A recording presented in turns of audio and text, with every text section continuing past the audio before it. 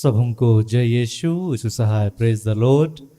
प्रार्थना परिवार फिर से आप सबों का आज की इस आराधना प्रार्थना में प्रभु यीशु मसीह के जीवित सामर्थी नाम से हम सभी प्रार्थना परिवार के भाई बहन मिलकर साथ में हमारे अगुआ प्रभु के दास सिस्टर एस्तर, प्रभु के दास भाई राज, आप सबों का हार्दिक स्वागत करते हैं, हार्दिक अभिनंदन करते हैं। आशा है कि ईश्वर की कृपा से आप सभी शाकुशल होंगे, सुस्वस्थ होंगे और प्रभु के प्रेम में बने हुए होंगे। तो आइए हम मिलकर उसकी स्तुति करें, उसका धन्यवाद करें, उसके कार्यों का बखान करें, उसके हर एक उपकारों के लिए। तो आज की इस आराधना प्रार्थना में मैं हूँ भाई भूषण, मेरे दाहिनी ओर है मेरी धर्मपत्नी है बहन अंजना है, साथ में बीच में मेरे बाईं ओर है भाई सुनील है और उनकी धर्मपत्नी बहन अंशु। आज की इस आराधना प्रार्थना में आरंभिक प्रार्थना करेंगी बहन अंशु और आराधना में अगुवाई करेंगे भाई सुनील और मैं। वचनों को मैं पढ़ूंगा और आज वचनों की उद्घोषणा और अंतिम विशेष आशीष की प्रार्थना होगी प्रभु के दास भाई राज के माध्यम से। तो आइए हम सभी मिलकर प्रभु की स्तुति करें, उसकी महिमा गाएं और आज के दिन में प्रभु जो आशीष हमें देना चाहते हैं, जो बातें हम सबों को सिखलाना चाहते हैं, उन हर एक आशीषों को, हर एक बातों को हम सभी ग्रहण करने वाले हो पाए। तो आइए हम इस आराधना प्रार्थना में आगे बढ़ें। आइए इस वक्त में हम सब जहाँ कहीं हैं अपने आप को तैयार करें। इस वक्त को प्रभु ने दिया कि हम फिर से आत्मा में एक होने पाते हैं और उन्हें पुकारने पाते हैं। अपने जीवन की सारी बातों को, दुख हो सुख हो, सारी बातों को उस प्रभु को समर्पित करें। हे महान जीवित प्रेमी पिता परमेश्वर, आज के सुंदर दिन के लिए प्रभु जी आपका धन्यवाद करते हैं। प्रभु क्या ही धन्य है पिता, हम सब प्रभु आपकी संगति में आज के दिन बुलाए गए हैं। प्रभु हे पिता परमेश्वर, हम सब ने आज के दिन में कोई भी ऐसा कार्य किया है, सोच से, वचन से, कर्म से, तेरी आज्ञाओं शिक्षाओं का पालन ना किया हो। प्रभु हमारे अंदर हजारों दुर्बलताएं हैं पिता, बुराइयां हैं प्रभु, हमारे गुप्त अज्ञात पाप हैं पिता। उन सब को प्रभु इस समय में आपके सामने रखते हैं पिता। हम स्वीकार करते हैं प्रभु जी कि हमने पाप किया है प्रभु, हमने आपको दुख दिया है प्रभु, तुझसे क्षमा चाहते हैं प्रभु। हे पिता, हम सबको इस घड़ी माफ कर पिता और अपने उस पवित्र आत्मा को उंडेल प्रभु, जिसके बगैर पिता हम कुछ नहीं कर सकते पिता। हम जानते हैं प्रभु हम किसी योग्य नहीं है प्रभु। हे पिता, जब तक आपका आत्मा ना आए प्रभु, जब तक तू हमारे संग साथ ना चले प्रभु, कोई भी अच्छा कार्य हम नहीं कर सकते पिता। तो आज के दिन में हम सबको भर पिता, अपनी आत्मा को उंडेल प्रभु, अपने प्रेम से, आनंद से, शांति से, धैर्य से भर प्रभु। हे पिता परमेश्वर, इन फलों वरदानों से भरकर प्रभु हम दूसरों को बांटने वाले हो सके पिता। इस प्रार्थना सभा को प्रभु जी आपके हाथों देते हैं पिता। तूने इस मौसम पर अपना नियंत्रण को रखा प्रभु, धन्यवाद करते हैं पिता। सारी बातों पर अपना नियंत्रण को रखा प्रभु, धन्यवाद करते हैं पिता। हमारे अगुए सिस्टर एस्तर ब्रदर राज के लिए धन्यवाद करते हैं पिता परमेश्वर। धन्यवाद करते हैं प्रार्थना योद्धा परिवार के लिए पिता परमेश्वर। तूने इस प्रार्थना सभा को आज के दिन में ठहराया प्रभु कि हम सब आत्मा में एक होने पाते हैं। इस घड़ी यहाँ जितने लोग उपस्थित हैं, यूट्यूब के माध्यम से जुड़े हैं, उन सबको प्रभु आपके हाथों देते हैं पिता। हर एक पर आपका नियंत्रण हो प्रभु। हे पिता परमेश्वर, जितनी बाधा, जितनी रुकावटों को हम देखते हैं अपने जीवन में पिता, जो हमें बार बार तुझसे दूर ले जाना चाहती है पिता, उन हर एक बुरी शक्तियों को इस समय में यीशु के नाम से समाप्त करते हैं। धन्यवाद करते हैं पिता, तूने हमें चुना प्रभु और हे पिता परमेश्वर हमें अपने काम के लिए इस्तेमाल करता है प्रभु। हम आपका धन्यवाद करते हैं। हे पिता, जहां कहीं तेरे बच्चे चल नहीं पा रहे हैं प्रभु, लड़खड़ा रहे हैं प्रभु, गिर रहे हैं पिता, उठने का हिम्मत नहीं कर रहे हैं प्रभु, हे प्रभु उन सब की हाथों को आज के दिन में थाम ले प्रभु और फिर से उठकर चलने के लिए वो बल, शक्ति, सामर्थ को, अभिषेक को दे पिता, कि हम तेरे नाम की महिमा के लिए प्रभु संसार के कोने तक प्रभु तेरे कार्यों को कर सके प्रभु। हे पिता परमेश्वर, धन्यवाद करते पिता, इस प्रार्थना सभा को तूने सफल किया प्रभु। हे पिता परमेश्वर, आज की वचनों की उद्घोषणा में अपनी उपस्थिति को दिया प्रभु, सब कुछ अपने नियंत्रण में लिया पिता। हम आपका धन्यवाद करते हैं। हे पिता परमेश्वर, तूने अब तक हमें संभाला है प्रभु, हमें सजाया संवारा है प्रभु, हमें किसी बात की कमी घटी नहीं होने दिया है। प्रभु आपका धन्यवाद करते हैं पिता, सब कुछ के लिए प्रभु, सब कुछ तुझे समर्पित करते हैं और इन प्रार्थनाओं को यीशु के नाम से मांगते हैं। इसे सुन और स्वर्ग के राज्य में ग्रहण कर, आमीन। आज के इस सुंदर और पवित्र दिन में आइए हम प्रभु की आराधना करेंगे, उनके गीतों को गाएंगे, उनका धन्यवाद, उनकी महिमा करेंगे।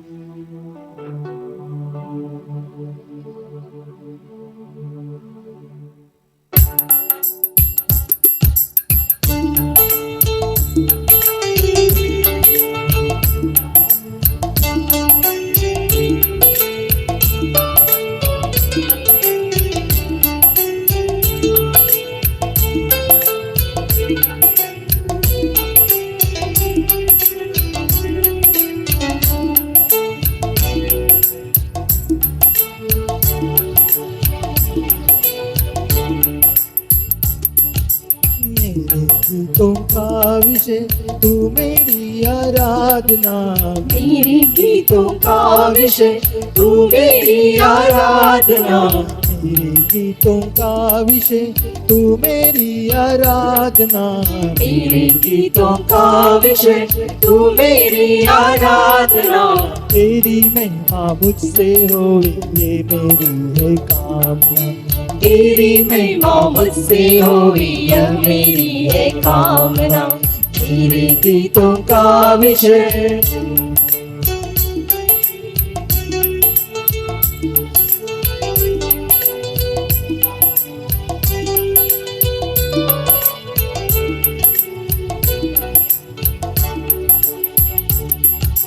तुझको मैंने मेरे प्रभु जी जब से पाया है, तेरे अनोखे प्रेम के आगे शीश झुकाया है। तुझको मैंने मेरे प्रभु जी जब से पाया है, तेरे अनोखे प्रेम के आगे शीश झुकाया है। तेरी महिमा गाने को जो साज उठाया है, एक नया जीवन में मेरे तब से आया है। तेरी महिमा गाने को जो साज उठाया है, गीत नया जीवन में मेरे तब से आया है। जीवन का हर पल्लव तेरा, जीवन का हर पल्लव तेरा, तू ही मुझको थामना। जीवन का हर पल्लव तेरा, तू ही मुझको थामना। तेरी महिमा मुझसे होवे यह मेरी है कामना, तेरी महिमा मुझसे होवे यह मेरी है कामना। मेरे गीतों का विषय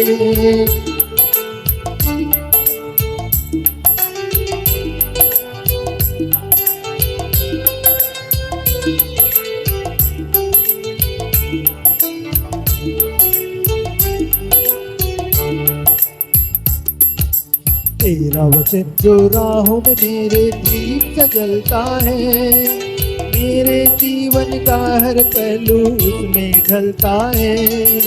तेरा वचन जो राहों में मेरे दीप सा जलता है, मेरे जीवन का हर पहलू उसमें ढलता है।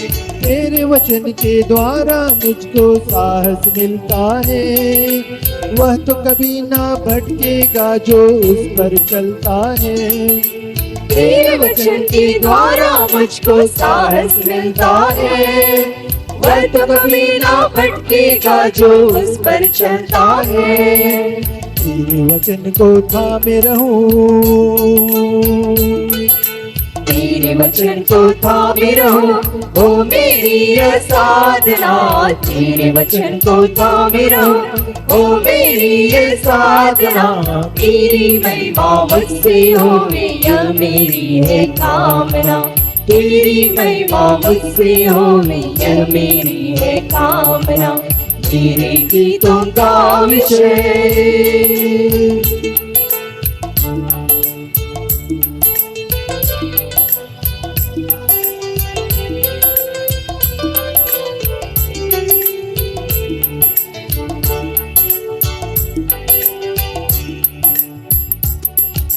वक्त चुनौती देकर पूछे तुमसे बारंबार, यीशु मसीह को बनाया तुमने जीवन का आधार। वक्त चुनौती देकर पूछे तुमसे बारंबार, यीशु मसीह को बनाया तुमने जीवन का आधार। सोचना होगा हर प्राणी को क्या वो है तैयार, देखो शायद कल ना आए करना ना इनकार। सोचना होगा हर प्राणी को क्या वो है तैयार, देखो शायद कल ना आए करना ना इनकार। एक दिन करना होगा, एक दिन करना होगा सबको उसका सामना, एक दिन करना होगा सबको उसका सामना। तेरी महिमा मुझसे हो यह मेरी है कामना, तेरी महिमा मुझसे हो यह मेरी है कामना। तेरे गीतों का विषय तू मेरी आराधना, तेरे गीतों का विषय तू मेरी आराधना। तेरी महिमा मुझसे होगी यह मेरी है कामना, तेरी महिमा मुझसे होगी यह मेरी है कामना। तेरे गीतों का विषय।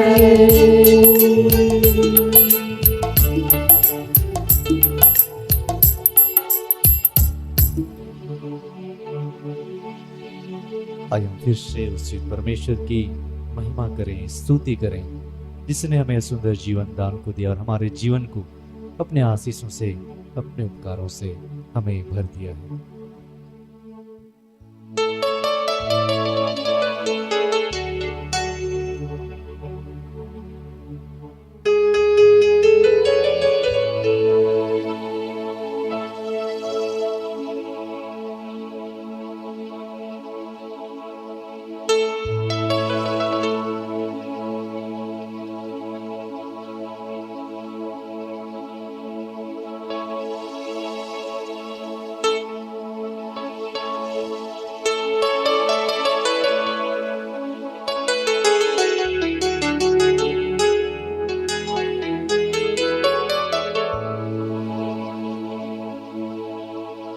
गिन गिन के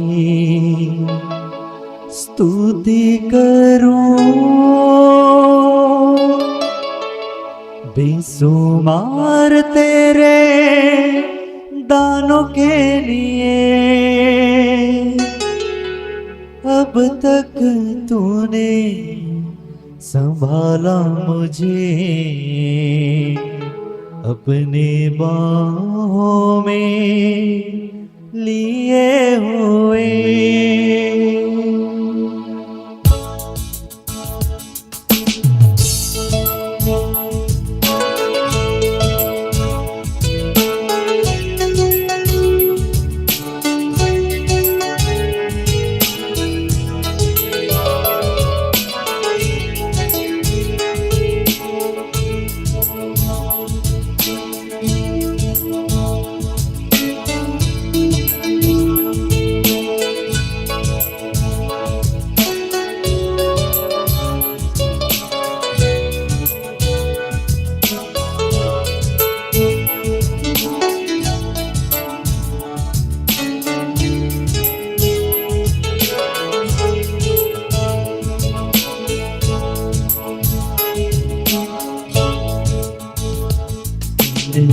की स्तुति करूं, बेसुमार तेरे दानों के लिए। अब तक तूने संभाला मुझे अपनी बाहों में लिए हुए। अब तक तूने संभाला मुझे अपनी बाहों में लिए हुए। की स्तुति करो, बेशुमार तेरे दानों के लिए। अब तक तूने संभाला मुझे अपनी बाहों में लिए हुए। तक तूने संभाला मुझे, अपनी बाहों में लिए हुए। गिन गिन के स्तुति करो, बेशुमार तेरे दानों के लिए। अब तक तूने संभाला मुझे, अपनी बाहों में लिए हुए। अब तक तूने संभाला मुझे, अपनी बाहों में लिए हुए। गिन गिन के स्तुति करो।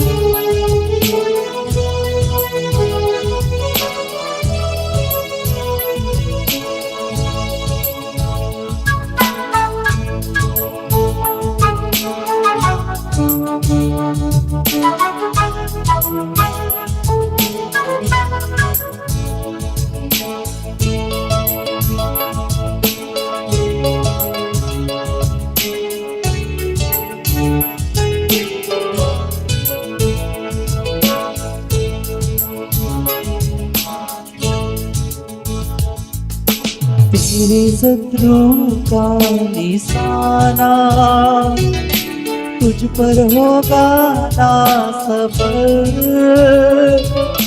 तेरे शत्रु का निशाना तुझ पर होगा ना सफल। अपनी आँखों की पुतली जैसे वो रखेगा तुझे हर पल। अपनी आँखों की पुतली जैसे वो रखेगा तुझे हर पल। गिन गिन के स्तुति करो, बेशुमार तेरे दानों के लिए। अब तक तूने संभाला मुझे, अपनी बाहों में लिए हुए। अब तक तूने संभाला मुझे, अपनी बाहों में लिए हुए। गिन गिन के स्तुति करो।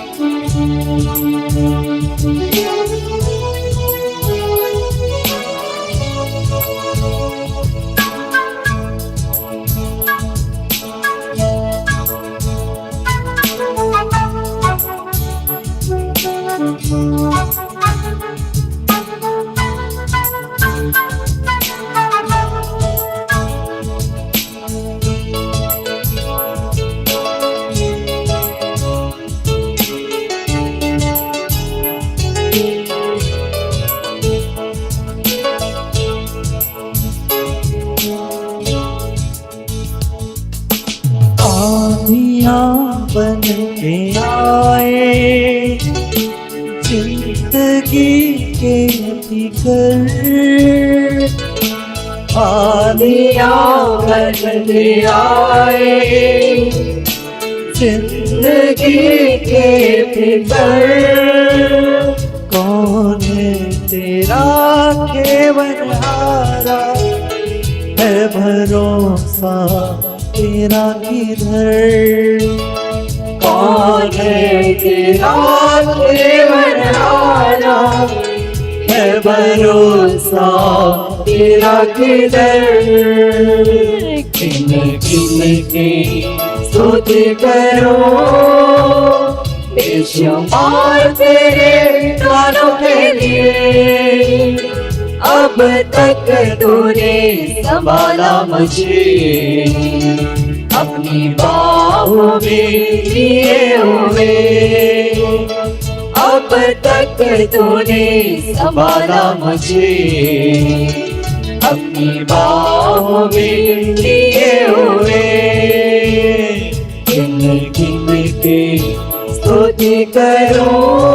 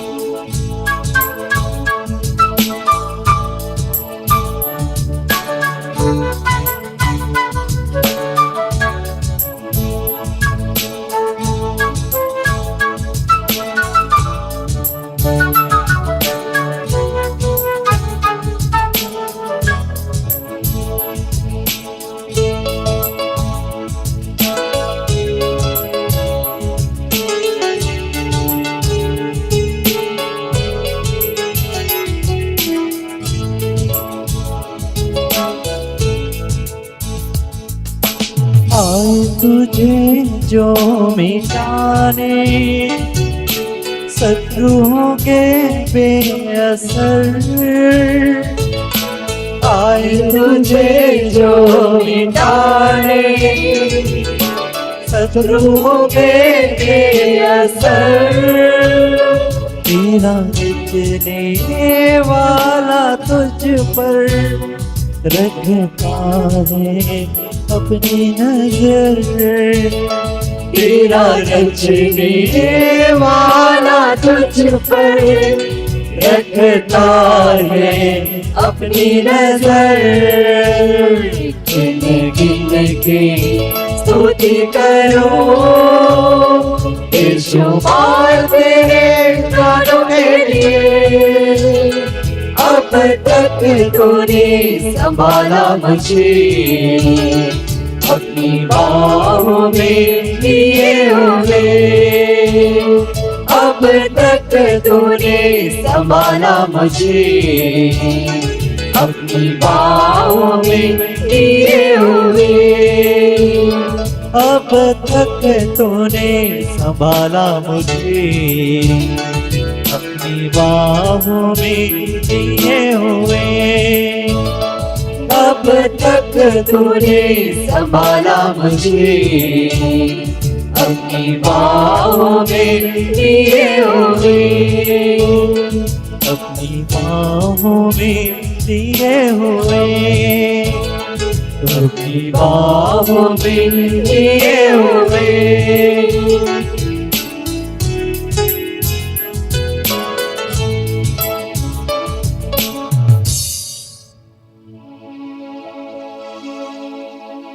धन्यवाद पिता, आपके इस अद्भुत प्रेम के लिए, आपके इस अनुग्रह के लिए पिता, जो आपने हम पर किया है प्रभु। फिर से सारी आशीषों के लिए हम आपका धन्यवाद करते हुए इस आराधना, इस प्रार्थना को हम यीशु नाम में आपको चढ़ाते हैं। सुनकर आनंद से अपने स्वर के राज में ग्रहण कीजिए। आमीन।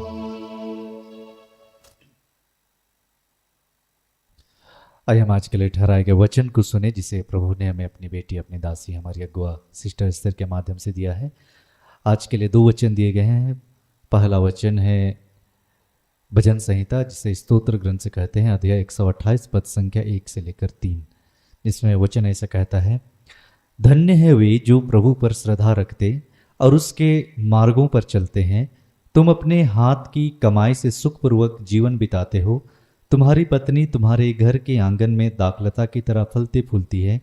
तुम्हारी संतान जैतून की टहनियों की तरह तुम्हारे चौके की शोभा बढ़ाती है। और दूसरा वचन भी स्तोत्र ग्रंथ भजन संहिता से है, अध्याय 106 पद संख्या 1।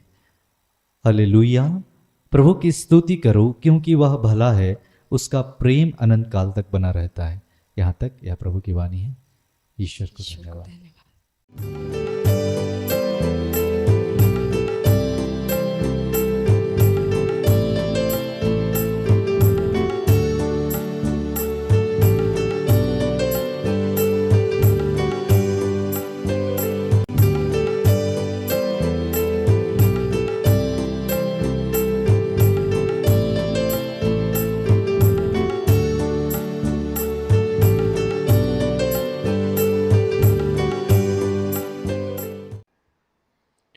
सबको जय यीशु सहाय, प्रेज द लॉर्ड।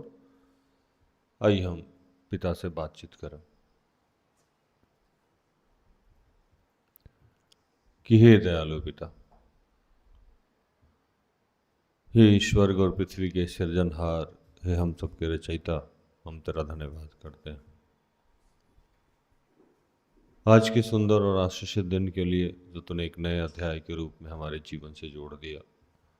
धन्यवाद प्रार्थना उद्धार परिवार के लिए, ऐसे जितनी संस्थाएं हैं, सेवकाई है, चर्च है, उन सब के लिए तेरा धन्यवाद करते हैं। धन्यवाद सिस्टर एस्थर के लिए और ऐसे जितने तेरे दास दासी हैं, फादर हैं, पादरी हैं, पास्टर्स हैं, स्वतंत्र रूप से सेवकाई करते हैं या जिस रूप से भी सेवा कार्य में अपना सब कुछ अर्पित किए हुए, उन सब के लिए तेरा धन्यवाद करते हैं। धन्यवाद करते हैं प्रभु, कल के रिट्रीट को आपने संभाला है। जितने लोग यहाँ आए वो सब आशीषित ढंग से अपने घरों तक गए और उन सब से तू बातचीत किया, उन सब के जीवन की सारी समस्याओं का आपने समाधान किया और किसी भी प्रकार की कोई समस्या नहीं हुई प्रभु, इसलिए तेरा धन्यवाद करते हैं। आज फिर से तू हम सबसे बातचीत करना चाहता है प्रभु, और जो भी तू हम सबको सिखाना समझाना चाहता है उसके लिए हमारे मन, आत्मा, हृदय को तैयार किया है और अब तक हमने वो तमाम कार्य जो आपकी इच्छा के विरुद्ध किए हैं उसके लिए तुझसे क्षमा चाहते हैं। अपने पुत्र यीशु के लहू से धो के शुद्ध और पवित्र कीजिए और जो भी डिस्टर्बेंस की बातें हैं वो सब यीशु के नाम से समाप्त करते हैं। धन्यवाद किया प्रार्थना प्रभु यीशु के जीवित और पवित्र नाम से मांगते हैं, दया से सुन और स्वर्ग के राज में ग्रहण कर, आमीन।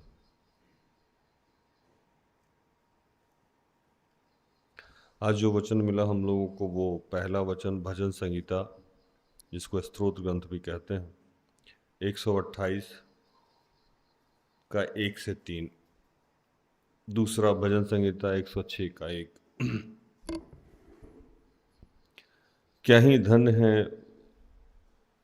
धन है हर एक जो यहोवा का भय मानता है, उसकी मार्ग पे चलता है, तू अपनी कमाई को निश्चय खाने पाएगा, तू धन्य होगा और तेरा भला ही होगा। याह की स्तुति करो, यहोवा का धन्यवाद करो, क्योंकि वह भला है, उसकी करुणा सदा की है।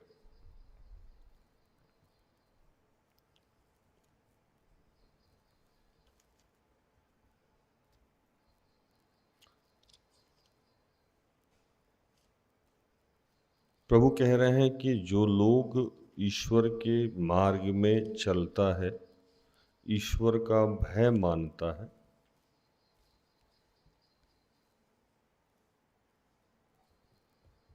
उसके जीवन में चाहे कुछ भी हो जाए,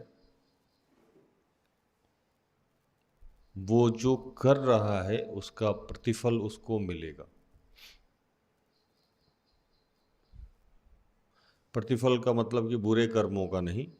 अगर आप प्रभु के भय में चल रहे हैं तो आप अच्छे कर्म ही कीजिएगा। दुर्बलताएं अलग चीज़ है, कर्म अलग चीज़ है। जो प्रभु के भय में चलेगा उसके कर्म गलत नहीं हो सकते, उसके कार्य गलत नहीं हो सकते। उसके जीवन में दुर्बलता हो सकती है और इसको मैं बार बार इसलिए बोलता रहता हूँ कि हम सब दुर्बल हैं। यीशु ने कहा कि मुझे क्यों पवित्र कहता है, एक ही पवित्र है जिसको हम पिता कहते हैं। तो दुर्बल होना अलग चीज है और उदंड होना अलग चीज है। जिसमें प्रभु का भय है वो उदंड नहीं हो सकता, बदतमीज नहीं हो सकता। उदंडता समझते हैं ना, कुछ भी बोल देना, कहीं भी बोल देना, कैसे भी जी लेना, कैसा भी व्यवहार कर देना। जिसमें प्रभु का भय होगा उसमें उदंडता नहीं हो सकता, उसमें दुर्बलताएं हो सकती है। जिसको मैं बार बार कहता हूं कि दुर्बल होना स्वाभाविक प्रक्रिया है। कोई भी दुर्बल हो सकता है, किसी के अंदर भी कमियां हो सकती है। कमी अलग चीज है, उदंडता अलग चीज है। साधारण भाषा में बदतमीज लोग अलग होते हैं, दुष्ट लोग अलग होते हैं। क्या वो सुन रहे? तो प्रभु दुष्टों के कर्मों का भी हिसाब लेता है और जो धर्मी है उनके भी कर्मों का हिसाब लेता है। धर्मी के साथ ईश्वर की एक कमिटमेंट है। कहते हैं कि तुम फल लगाओगे और उसको खाने भी पाओगे। अब जैसे पपीता का पेड़ हम लोग लगाए भी नहीं, हो गया, या सिस्टर लगाई थी, ध्यान नहीं आ रहा, लेकिन उसका फल कौन खा रहा है? हम ही लोग खा रहे हैं। यूथ क्लास में मैं बताता था कि जो धर्मी है वो कार खरीद के कार पे घूमता है, और जो दुष्ट प्रवृत्ति का है वो कार खरीद के ऑटो पे चलता है, उसको भोग नहीं पाता। भोगना समझते हैं?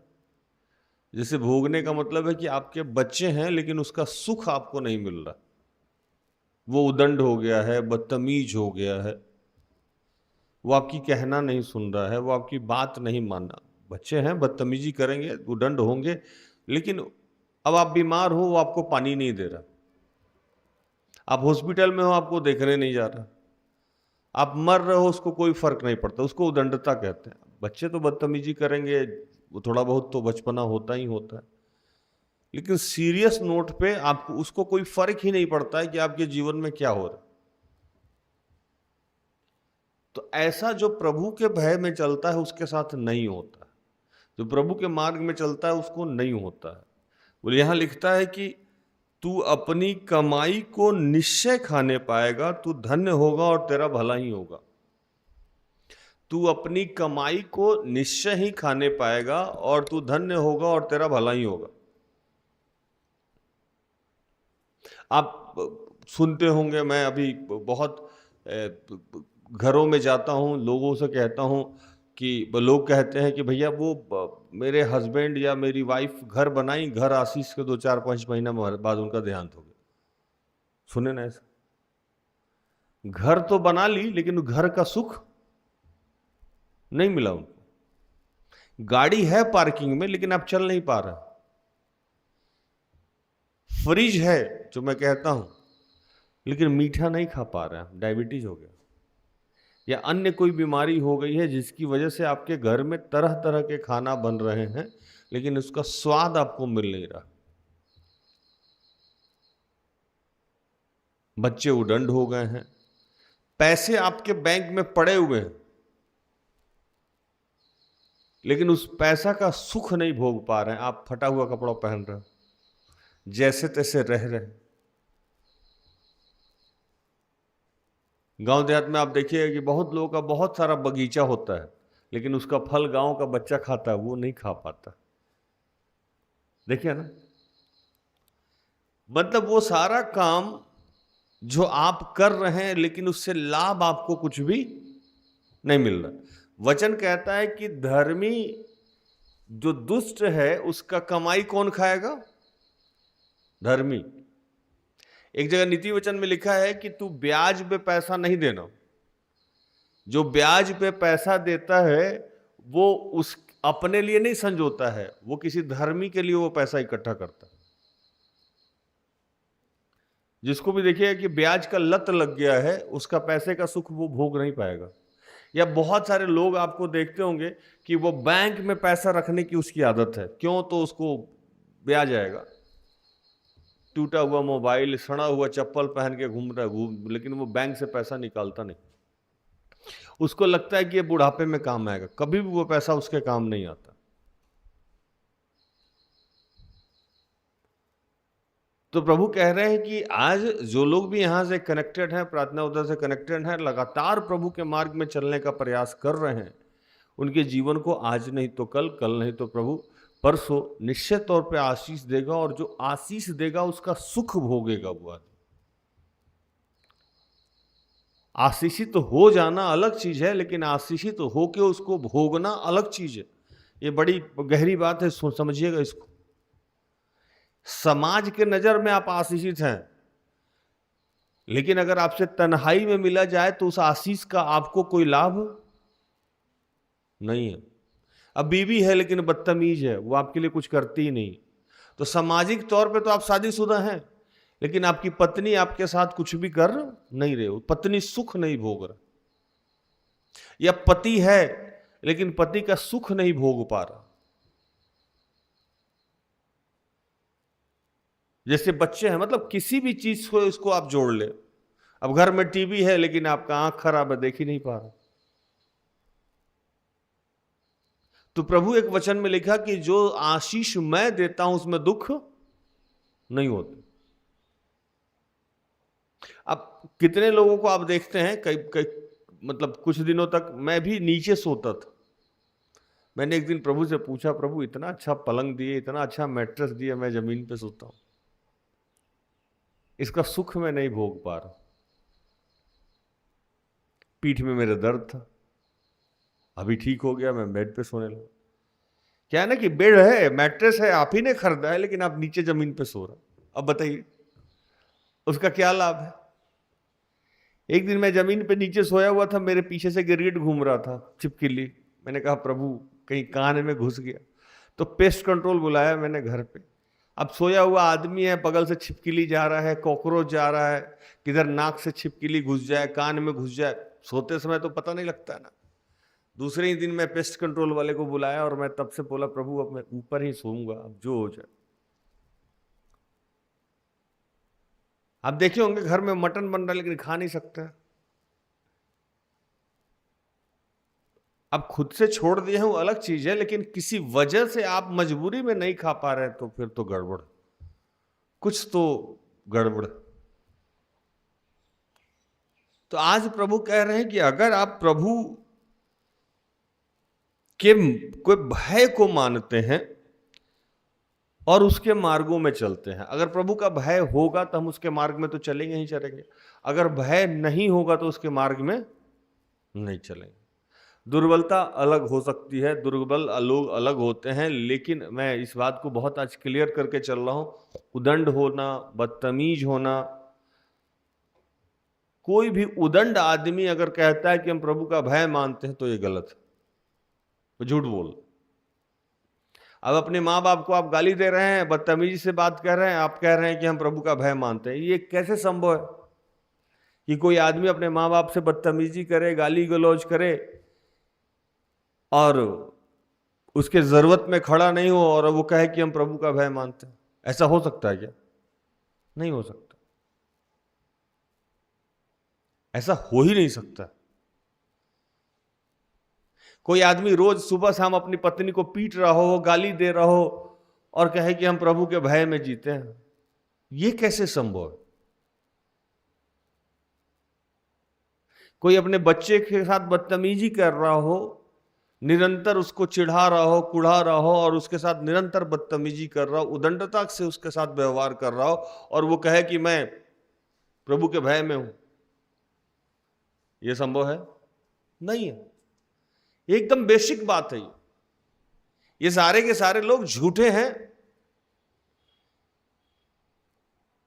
ये सारे के सारे लोग झूठे हैं और ये प्रभु के मार्ग पे नहीं चल रहे हैं। ये कहने के लिए प्रभु के भय में है, आपको दिखाने के लिए प्रभु के भय में है, लेकिन ये प्रभु के भय में नहीं है। एक कंपनी है रिबोक, रिबोक बोलते हैं ना उसको, हाँ, जो जूता कपड़ा बना, क्या बनता कंपनी? Reebok, Reebok. अब उसका स्टिकर उखाड़ के आप किसी भी जूता के ऊपर लगा दीजिए तो स्टिकर चिपकाने से वो रिबोक थोड़ी हो जाएगा। गला में क्रूस लटका देने से और नियमित चर्च जाने से अगर धर्मी हो गया रहता है आदमी, तो संसार में तो जितने भी क्रिश्चियन है ऑलमोस्ट लगभग सब जाते हैं संडे को, वो धर्मी हो जाते हैं। जोएश मेयर का वो लाइन मुझे बड़ा पसंद है कि दिन भर गैरेज में रहने से आप कार थोड़ी बन जाइएगा। किसी भी आदमी को, किसी भी मोटरसाइकिल को मान लीजिए कार के गैरेज में खड़ा कर दीजिए दिन भर, 1 महीना 2 महीना, तो वो कार बन जाएगा? मोटरसाइकिल नहीं बनेगा, नहीं बन सकता।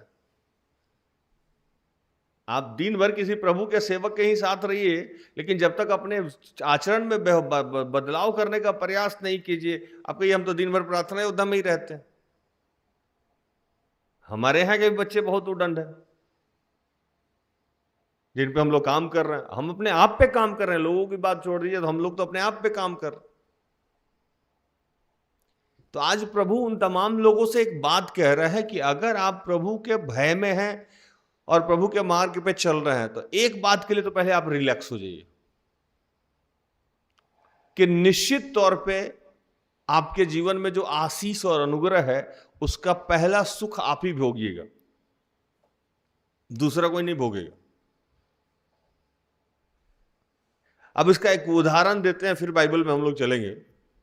जैसे मान लीजिए कि हमारे यहां एक व्यक्ति है जो मेकॉन में काम करता है, उसकी नौकरी लगी, उसका जो सैलरी मिलता है उस सैलरी से सबसे ज्यादा सुख किसको है? उसकी बीवी को बाद में, उसके बच्चे को बाद में, उसको सबसे पहले। अगर मैं कार प्रभु ने मुझे दिया है ना, और वो कार का सबसे ज्यादा सुख कौन भोगता है? मैं। उन्नति थोड़े टाइम के लिए चलती है, साक्षी थोड़े टाइम के लिए चलती है, बाकी लोग कभी कभी चलता है, लेकिन मैं उस पर निरंतर चलता हूं। तो सबसे ज्यादा उससे आशीष का सुख कौन भोग रहा है? मैं भोग रहा हूं। प्रभु जो आशीष आपको दे रहा है उस आशीष का इस्तेमाल भी सबसे ज्यादा आप ही करने वाले हैं। ये कमिटमेंट है धर्मी के लिए। हालेलुया। ये बात धर्म के मार्ग पे चलने वाले लोग और ईश्वर के भय मानने वाले लोगों के साथ ये बहुत बड़ी ईश्वरीय कृपा है। ये किसी और के साथ नहीं है, सिर्फ ईश्वर के भय मानने वाले लोगों के साथ है कि उनके बच्चे चाह के भी उदंड नहीं हो सकते हैं। अगर 4 बच्चा है, 2 खराब भी हो गया तो एक खड़ा रहेगा उनके पक्ष में। मतलब प्रभु किसी ना किसी माध्यम से उनको सुख दे ही दे देगा। मेरे यहां एक आंटी थी, कुछ दिन पहले उनका देहांत हो गया। उनके 3-4 बच्चे थे, लेकिन एक बच्चे ने अंत समय में 2-3 साल ऐसा साथ दिया उनको कि उनकी मुक्ति हो गई। मुझे लगता है वो स्वर्ग भी चली गई। कैसे? उन्होंने इतना धर्म कर्म का काम किया, इतने लोगों के बच्चों को आशीष दिलाने का काम किया, प्रभु के मार्ग में चलते रहे, चलती रही, अंत तक भय में बनी रही। उसका लाभ ये हुआ कि उनके कितने भी बच्चे खराब थे, लेकिन किसी एक बच्चे ने उनका साथ जरूर दे दिया। ये होता है ईश्वरीय आशीष। और मैं आजकल न्यूज में देखता हूं कि बहुत सारे लोग बहुत धनी हैं। कोरोना में एक न्यूज आ रहा था, बड़ा पॉपुलर हुआ था कि एक आदमी के यहाँ लगातार घंटी बजाया जा रहा था, कॉल बेल बजाया जा रहा था। वो खोल ही नहीं रही थी। उस घर में एक बूढ़ी महिला रहती थी, खोल ही नहीं रही थी। 4-5 दिन जब हो गया, पेपर वाला, दूध वाला सब बोतल बाहर ही है, अखबार बाहर ही है, तो पड़ोसी ने पुलिस को फोन कर दिया कि ये महिला रोज दूध 4-5 दिन से ले रही नहीं है, अखबार नहीं रही। पता लगा कि उसके बच्चे लंदन में, अमेरिका में रहते हैं, और वो महिला सोफा पे ही बैठी हुई थी, हार्ट अटैक हो गया था। पिछले 5-7 दिन से उसका बॉडी सोफा पे ही लटका हुआ। क्या फायदा ऐसे बच्चों का? मुझसे बोलता है लोग कि उन्नति को डॉक्टर बनाइए, इंजीनियर बनाइए, कलेक्टर बनाइए। हमके पहले आदमी तो बन जाए। कोई बच्चे अगर बाप को बाप नहीं समझे, माँ को माँ नहीं समझे, भाई को भाई नहीं समझे, मामा को मामा नहीं समझे, मामी को मामी नहीं समझे, मेंटोर को मेंटोर नहीं समझे, और वो कुछ भी बन जाए, वो प्रधानमंत्री क्यों नहीं बन जाए, तो उसका क्या लाभ है? अगर वो कुछ नहीं बने, चपरासी ही बन के रहे और इन तमाम रिश्तों का वो आदर करे, सम्मान करे, तभी तो उससे मुझे लाभ है। हाँ कि नहीं?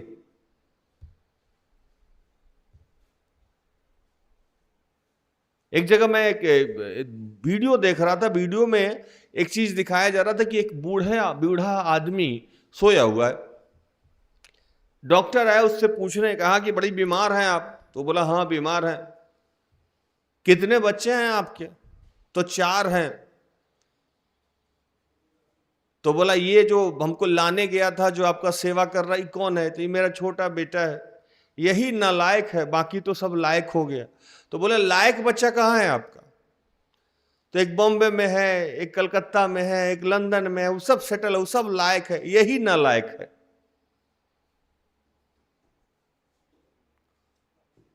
वो नालायक क्या कर रहा था?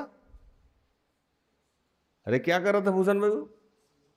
सेवा कर रहा था। और आजकल गार्जियन का दिमाग भी सेट है कि ये नालायक है, ये किसी काम का नहीं है। वही जो किसी काम का नहीं है वो आपके दुख सुख में खड़ा है, और जो काम का है वो सही में काम कर रहा है। लेकिन पेरेंट्स भी, गार्जियन भी इतने बेवकूफ हो गए हैं कि उस बच्चे को वो नालायक कर रहे हैं जो आपके साथ सुख दुख में खड़ा है।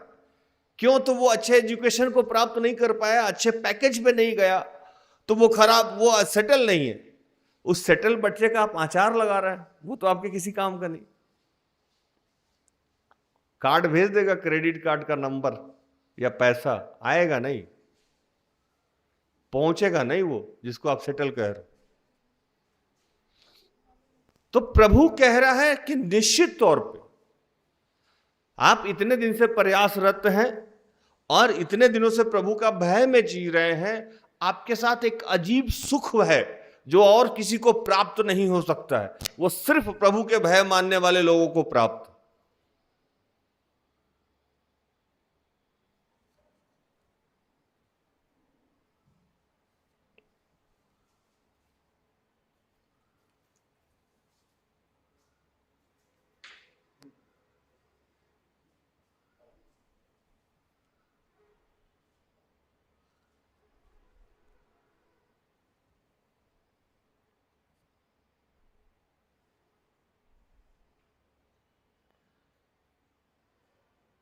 ये क्या प्राप्त है आपको? एक वचन लिखा है जिसमें लिखता है कि आपके बच्चे दाखलता की तरह फलेंगे। वचन पढ़ना याद है कहाँ है? उसी में, भजन संहिता में।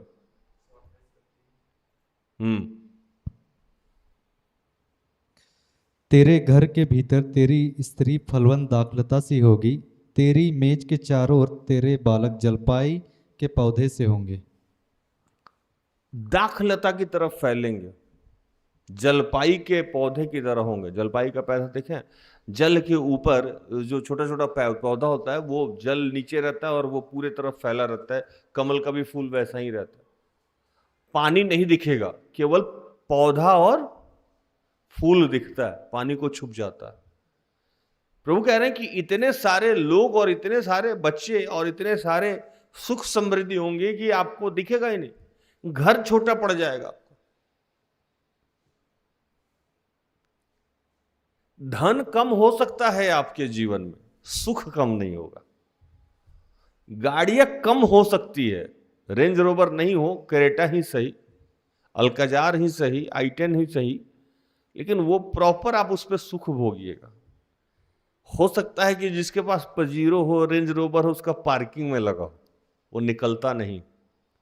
मेरे अपार्टमेंट में लोगों को ब्रांडेड गाड़ी सब देखे हैं कि लगा हुआ है, लेकिन बूढ़ा लोग छड़ी लेके चल रहा है, वो गाड़ी सड़ रहा है। केवल विश्वकर्मा पूजा के दिन उसमें फूल अक्षत चढ़ते हुए हम देखे। तो उस गाड़ी का क्या करना है? मेरा क्रेटा ही सही है, अल्काजार ही सही है, i10 ही सही है, वेन्यू ही सही है, कम से कम हम उसका सुख तो भोग रहे हैं।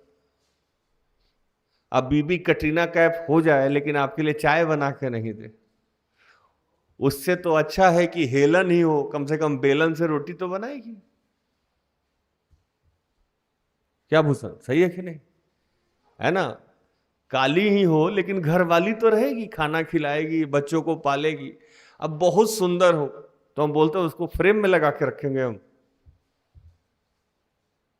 तो प्रभु कहा कि भैया ये आशीष है। जो लोग प्रभु का भय मान रहे हैं उनको एक अद्भुत आशीष है जो दूसरों को प्राप्त नहीं है। आप थकिए नहीं। और इसके जीवित गवाही मेरे फादर है, मेरे अपने पिताजी, सांसारिक पिता, उनका भी नाम ईश्वरी है। मैंने देखा है कि वो उनके जीवन से एक चीज कभी भी कम नहीं हुआ, प्रभु के भय में जीना और प्रभु के मार्ग में चलना कभी भी नहीं छोड़ना। बाकी किसी कर्तव्यों का उन्होंने निर्वहन किया हो चाहे नहीं किया हो सकता है वो अच्छे पति नहीं हो सकता है वो अच्छे पिता नहीं हो सकता है अच्छे भाई नहीं हो, कुछ भी अच्छे ना हो, चलता है, लेकिन प्रभु के भय में जीना उन्होंने नहीं छोड़ा। अब इसीलिए मैं डिस्क्राइब कर रहा हूं इस बात को कि प्रभु में के भय में जीना क्या होता है। वो कभी उदंड नहीं रहे। मेरे पिताजी को आप गाली देके भी जाओगे तो हो सकता है वो मुस्कुराते भी रहे, और तीजे तो बच्चे भी देखे होंगे,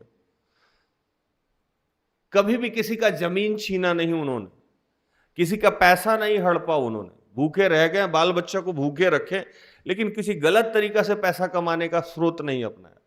मतलब प्रभु की जो बेसिक शिक्षा है, बेसिक शिक्षा में जैसे यीशु से पूछा गया कि आप स्वर्ग जाने के लिए क्या करना होगा, तो उन्होंने कहा कि जब मैं भूखा था तूने भोजन नहीं कराया, जब मैं प्यासा था तूने पानी नहीं पिलाया, जब मैं बीमार था तू मुझसे मिलने नहीं आया, जब मैं बंदरी गृह में था तू देखने नहीं आया। बाइबल का ये बेसिक रूल है।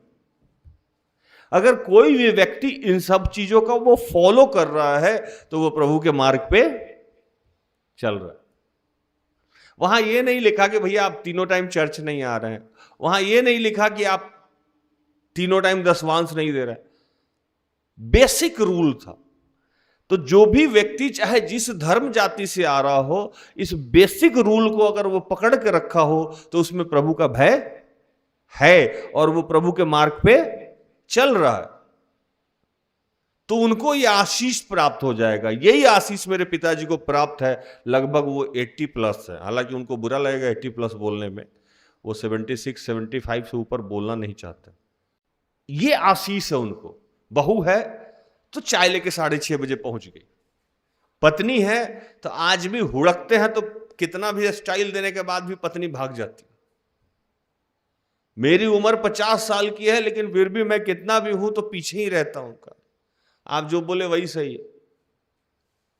जबकि मैं बार बार ये बोलता हूं कि वो पेंशन होल्डर नहीं है। आजकल माता पिता पेंशन होल्डर रहता है तो उसका इज्जत ज्यादा किया जाता है, या फिर धन संपत्ति वाला हो तो बहू थोड़ा सा डरी रहती है या बेटा डरा रहता है कहीं बेदाखिल ना कर दे। आजकल सुप्रीम कोर्ट का आदेश भी है कि अगर बाल बच्चा नहीं सुन रहा है तो उसको प्रॉपर्टी से निकाल दो। सुनाई दे रहा हूं? 1 रुपया नहीं देना, कोई चीज नहीं। ये आपके हाथ में सुप्रीम कोर्ट दे दिया कि आपको देना है कि नहीं देना। हो सकता है अपना सारा पैसा रोनी को लिख दे, कोई भरोसा नहीं मेरा, है ना। या ज्योतिष बहुत सोया सेवा किया, बाद में पता लगा ज्योतिष एडॉप्टेड चाइल्ड है ना। तो ये अच्छा हुआ, सुप्रीम कोर्ट एक अच्छा आदेश जारी कर दिया। पहले क्या था ना कि बाल बच्चा लोग, मैंने देखा है कि गांव में अपने ही रूम में अपने ही माँ बाप को चौखट, ये जो चौकी का जो पाया होता है या पलंग का जो पाया होता है उसमें बांध के रखता था, और पेंशन लेने के दिन उसको नहलाएगा धुलाएगा, ले जाके साइन कराएगा, या लाइफ सर्टिफिकेट देने के दिन। बाकी दिन उसकी बहू वहीं खाना देगी जैसे कुत्ता को बांध के रखते। ये हमारे यहाँ वृद्धाश्रम इतना भर गया कि अब जगह भी नहीं है वृद्धाश्रम में वृद्ध लोग को रहने के लिए। तो सुप्रीम कोर्ट का एक नया आदेश है कि भैया आपको अपने बच्चों को पैसा देना है तो दीजिए, नहीं देना है तो जिसको मर्जी देना है दे दीजिए। अब वो चार्ज नहीं कर सकते हैं कि आपने जो अर्न किया है वो आप उसको चाहिए।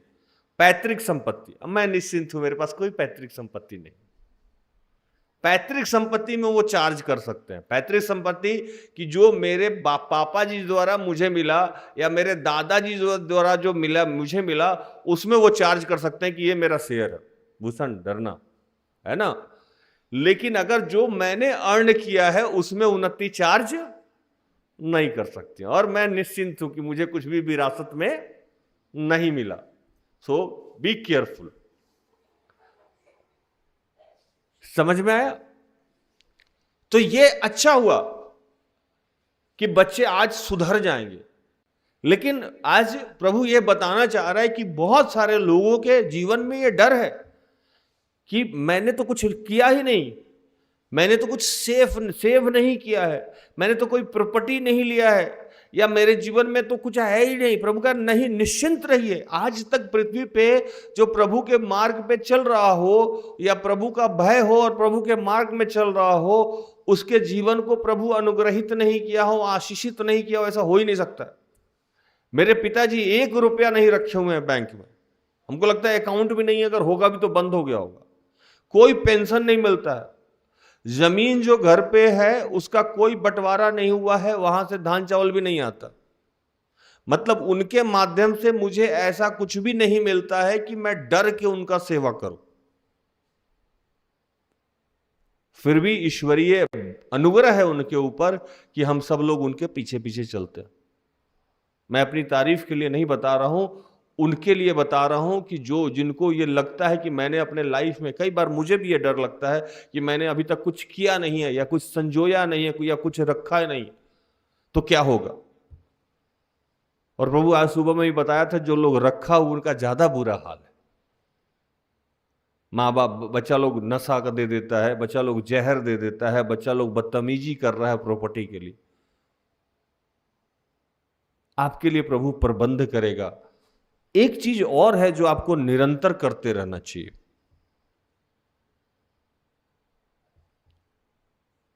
स्तुति, आराधना, प्रभु की महिमा, प्रभु का तारीफ निरंतर करने चाहिए।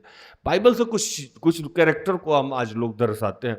सुलेमान खराब हो गया संगति की वजह से, लेकिन सुलेमान अंत तक बचा भी रहा। एक राज, एक स्टेट उससे नहीं छीना गया, उसके पिताजी की वजह से। उसके पिताजी का क्या नाम था? दाऊद।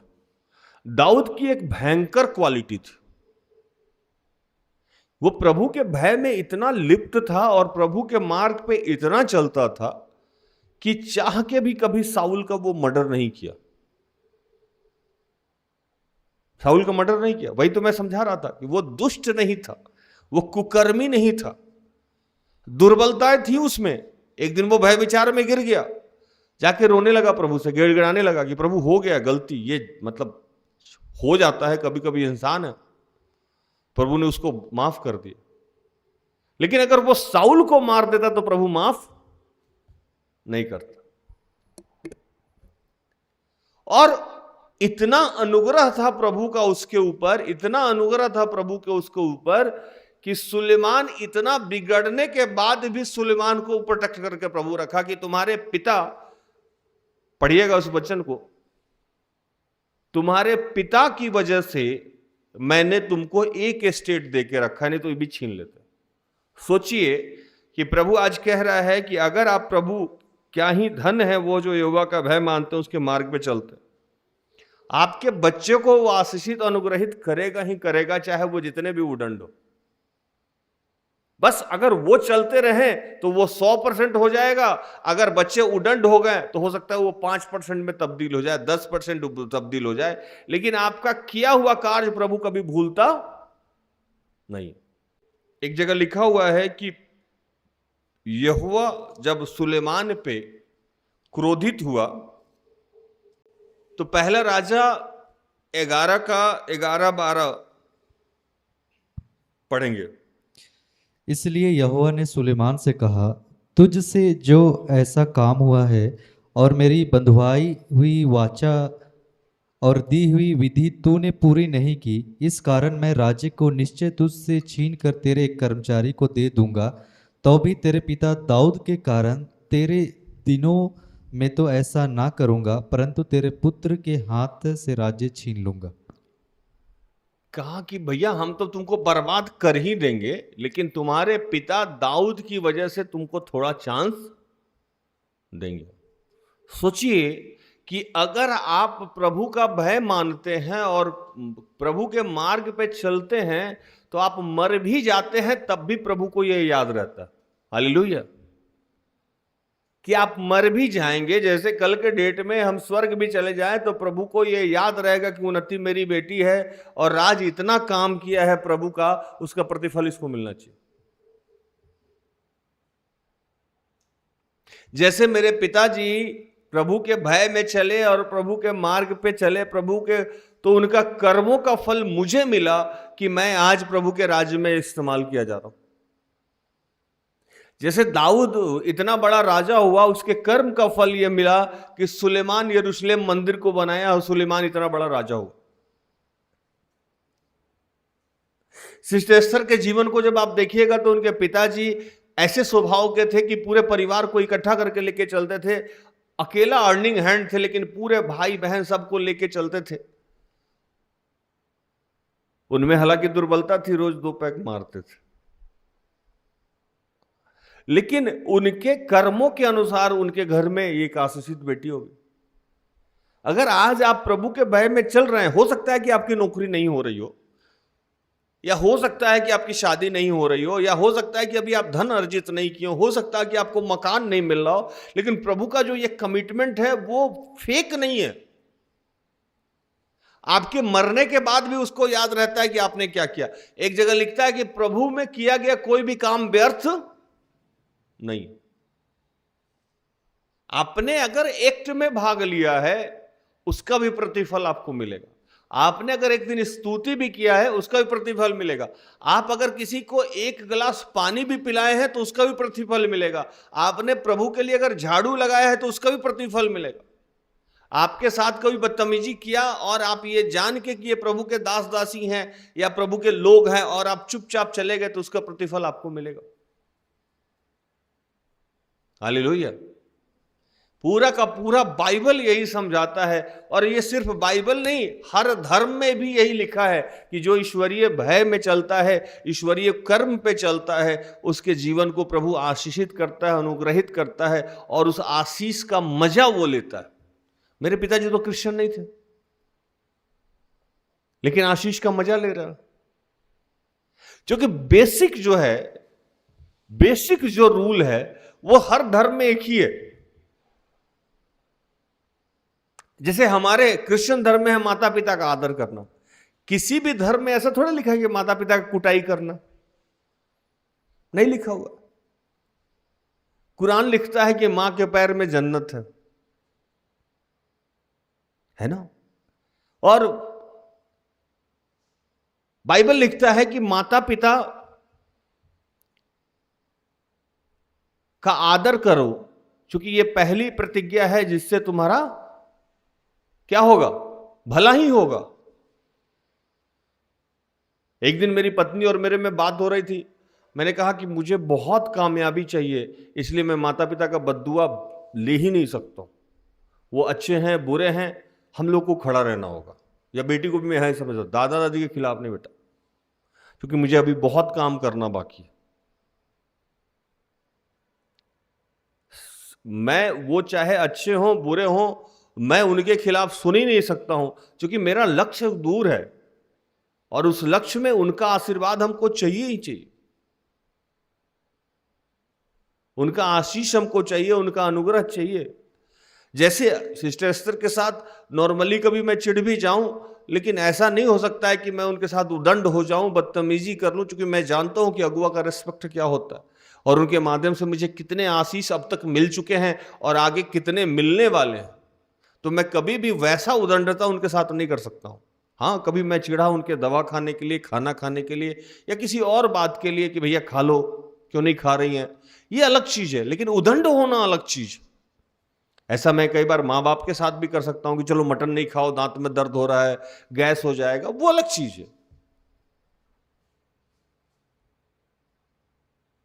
और कुरान लिखता है कि भैया मां के पैरों के तले जन्नत है। और हिंदू धर्म की एक घटना मैं बताऊं आपको कि हिंदू धर्म में हुआ कि पहला पूजा किसका हो, भगवान लोग में ये चर्चा चलने लगा।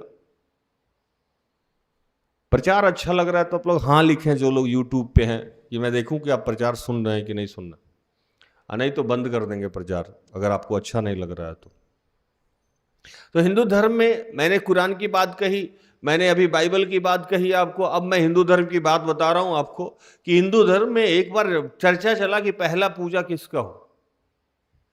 तो सारा भगवान लोग मीटिंग किया कि ठीक है, जो पूरे ब्रह्मांड का सबसे पहले चक्कर लगा के आएगा उसका पहला पूजा हो। गुजन भाई,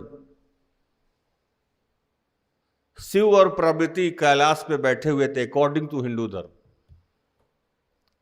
गणेश क्या किए कि एक बार इधर से घूमे और उधर जाके शिव पार्वती का चक्कर लगा के बैठ गए गणेश जी। अब सारा भगवान लोग दौड़ के पूरा पृथ्वी ब्रह्मांड का चक्कर लगाने पर तुला हुआ था, और गणेश जी बड़ा चतुर है ना, लड्डू अपना सूंड में दबाए हुए घूम गए।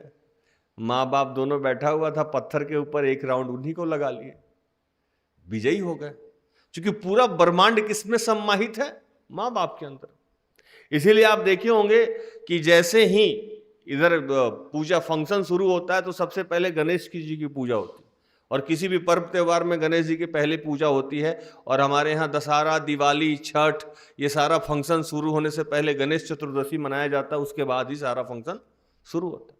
उन्होंने क्या किया, हिंदू मैथोलॉजी के अनुसार, हिंदू धर्म के अनुसार गणेश जी ने क्या किया, पूरे ब्रह्मांड का चक्कर नहीं लगाया, सिर्फ माँ बाप का एक चक्कर मार लिया, हो गया।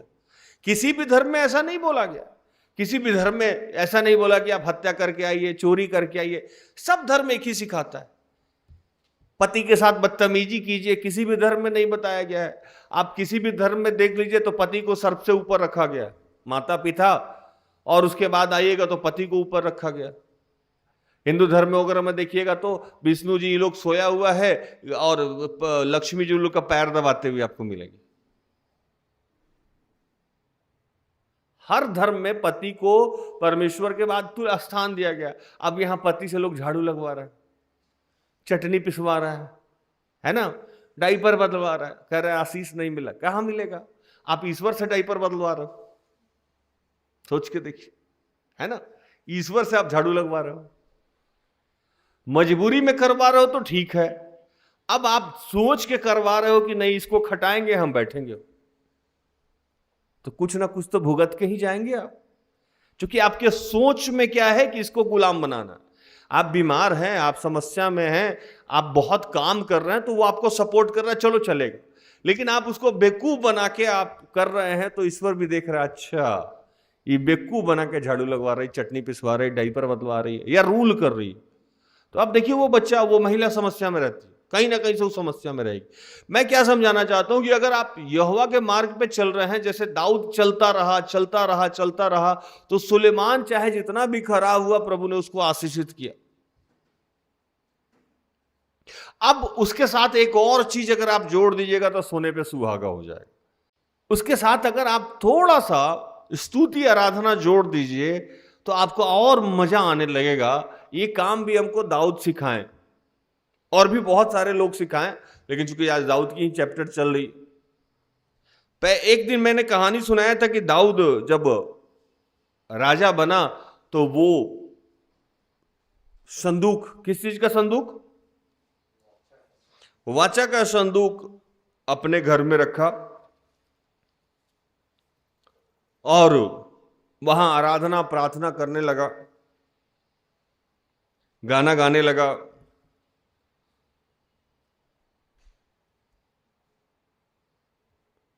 और पहला इतिहास 16:34।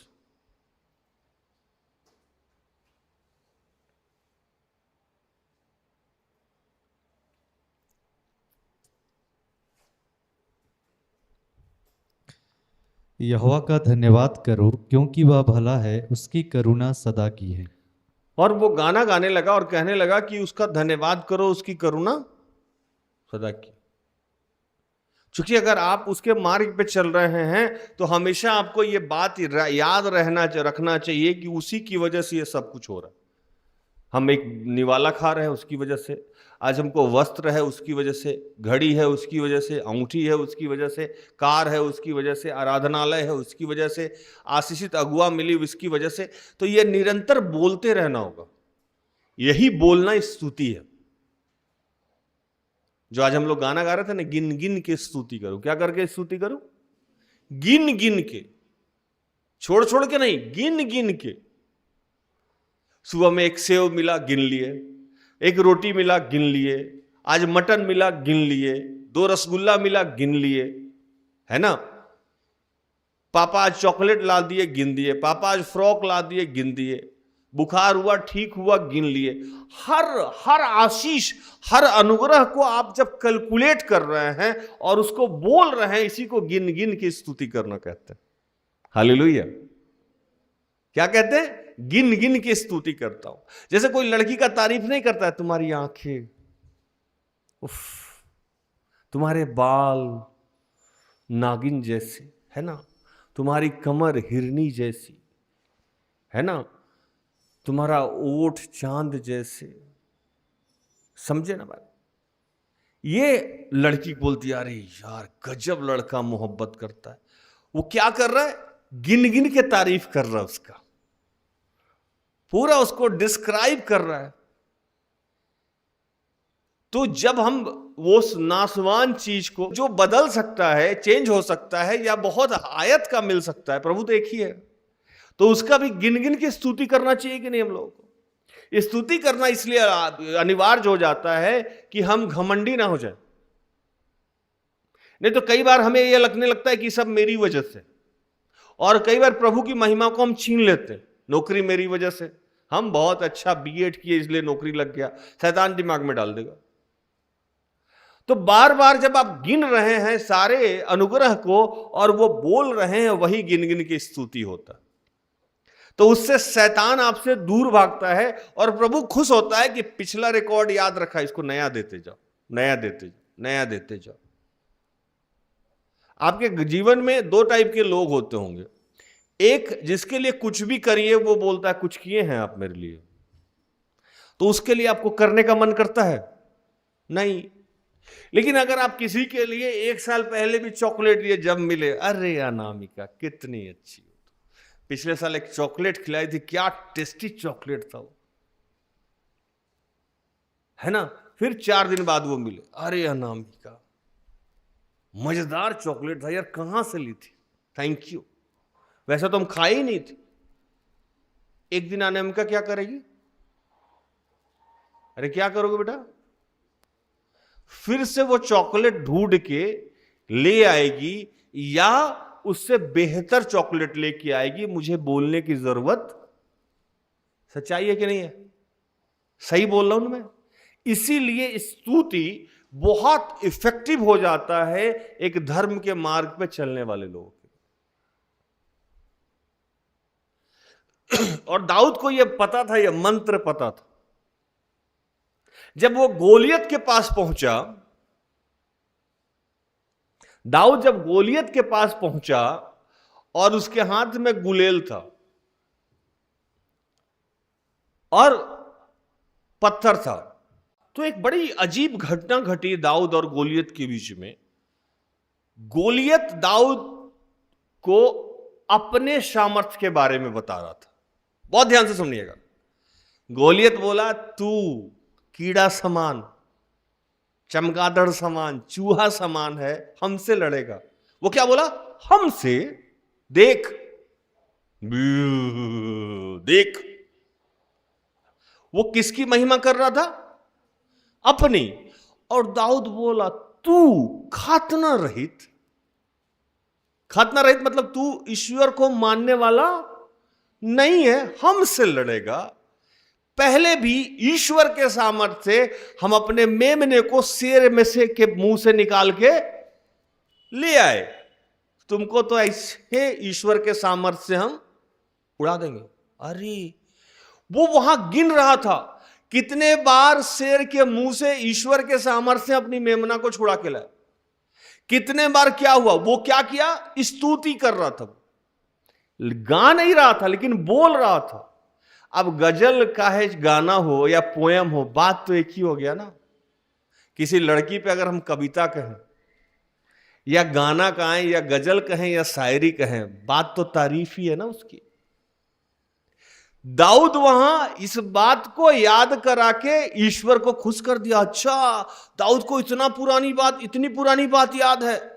और एक ही गुलेल के, एक ही गोफन से निकला हुआ एक पत्थर यहां जाके लगा। कहां लगा, यहां, और सीधा ही गोलियत भैया निकल गए। स्तुति इतना इफेक्टेड होता। स्तुति इसलिए बहुत जरूरी है। नए नियम में तो एक आप कहानी सुने होंगे, पौलुस पत्रस, लोग स्तुति कर रहा था, जेल टूट गया। पुराने नियम में भी जब पढ़िएगा तो बहुत जगह ऐसी घटनाएं घटी है। एक घटना मैं बता रहा हूं आपको।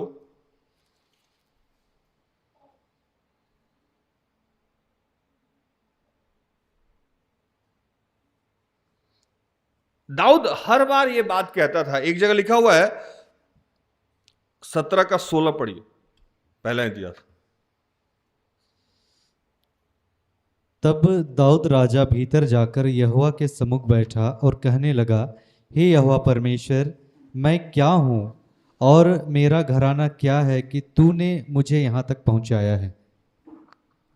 फिर क्या कर रहा है? बोल रहा है मेरी औकात ही नहीं है कि मैं यहां पहुंच जाऊं। फिर वो गिन रहा है। अब कई बार मेरे मुंह से सुनते होंगे कि मैं मिट्टी के घर में रहता था, चापाकल था, एक ही रूम मिलता था, उसी में मम्मी पापा के साथ रहता था। मुझे याद है कि प्रभु ने मुझे कितना अनुग्रह दिया है, कितना आशीष दिया है, वो मैं रोज गिनता रहता हूं। स्तुति मैं भूषण भाई जैसा नहीं करता हूं, लेकिन मैं बोलता रहता हूं इस बात को। आप उसको लय में बोले या बिना लय में बोले, स्तुति तो स्तुति है, तारीफ तो तारीफ है, महिमा तो महिमा है। चाहे वो पोएम के रूप में बोले, गजल के रूप में बोले, शायरी के रूप में बोले, लेख के रूप में बोले, है ना। अब जैसे मान लीजिए कि आपको गाय के ऊपर लेख लिखना दिया है या गाना बोले, तो किसी भी तरीका से चर्चा तो आप उसी का कर रहे हैं, डिस्क्राइब तो उसी के बारे में कर रहे हैं ना। क्या भूषण? यही डिस्क्राइब हमें और अनुग्रहित करता है और आशीषित करता है। और इस डिस्क्राइब करने से एक और लाभ हमारे जीवन में होता है, हमारे जीवन से निगेटिव थॉट्स जाने लगता है। मेरी एक आदत है, बहुत लोग चिढ़ता भी, आप तो सबके साथ ऐसा ही करते हैं। मेरे से कोई भी बच्ची मिले, अरे यार अलका क्या लगती हो तुम, है ना। अलका तुम्हारा बाल ना ऐसे वाला नहीं, ऐसे वाला कर देती ना तो तुम और बहुत स्मार्ट दिखती। अलका ने बाल बढ़ाया, पूछो किसके कहने पे बढ़ाया, है ना। ये सच्चाई है। क्या है ना, उसका उत्साह बढ़ गया और उसके अंदर जो निगेटिव थॉट्स था, मेरे एक वो शब्द बोलने से क्या हुआ, अरे मैं भी सुंदर हूं, मैं भी अच्छी हूं और अच्छी हो सकती हूं। तो जब आप अपने बारे में ऐसा कहते हैं प्रभु से, तो जो आपके अंदर निगेटिव थॉट्स है वो बाहर जाने लगता है।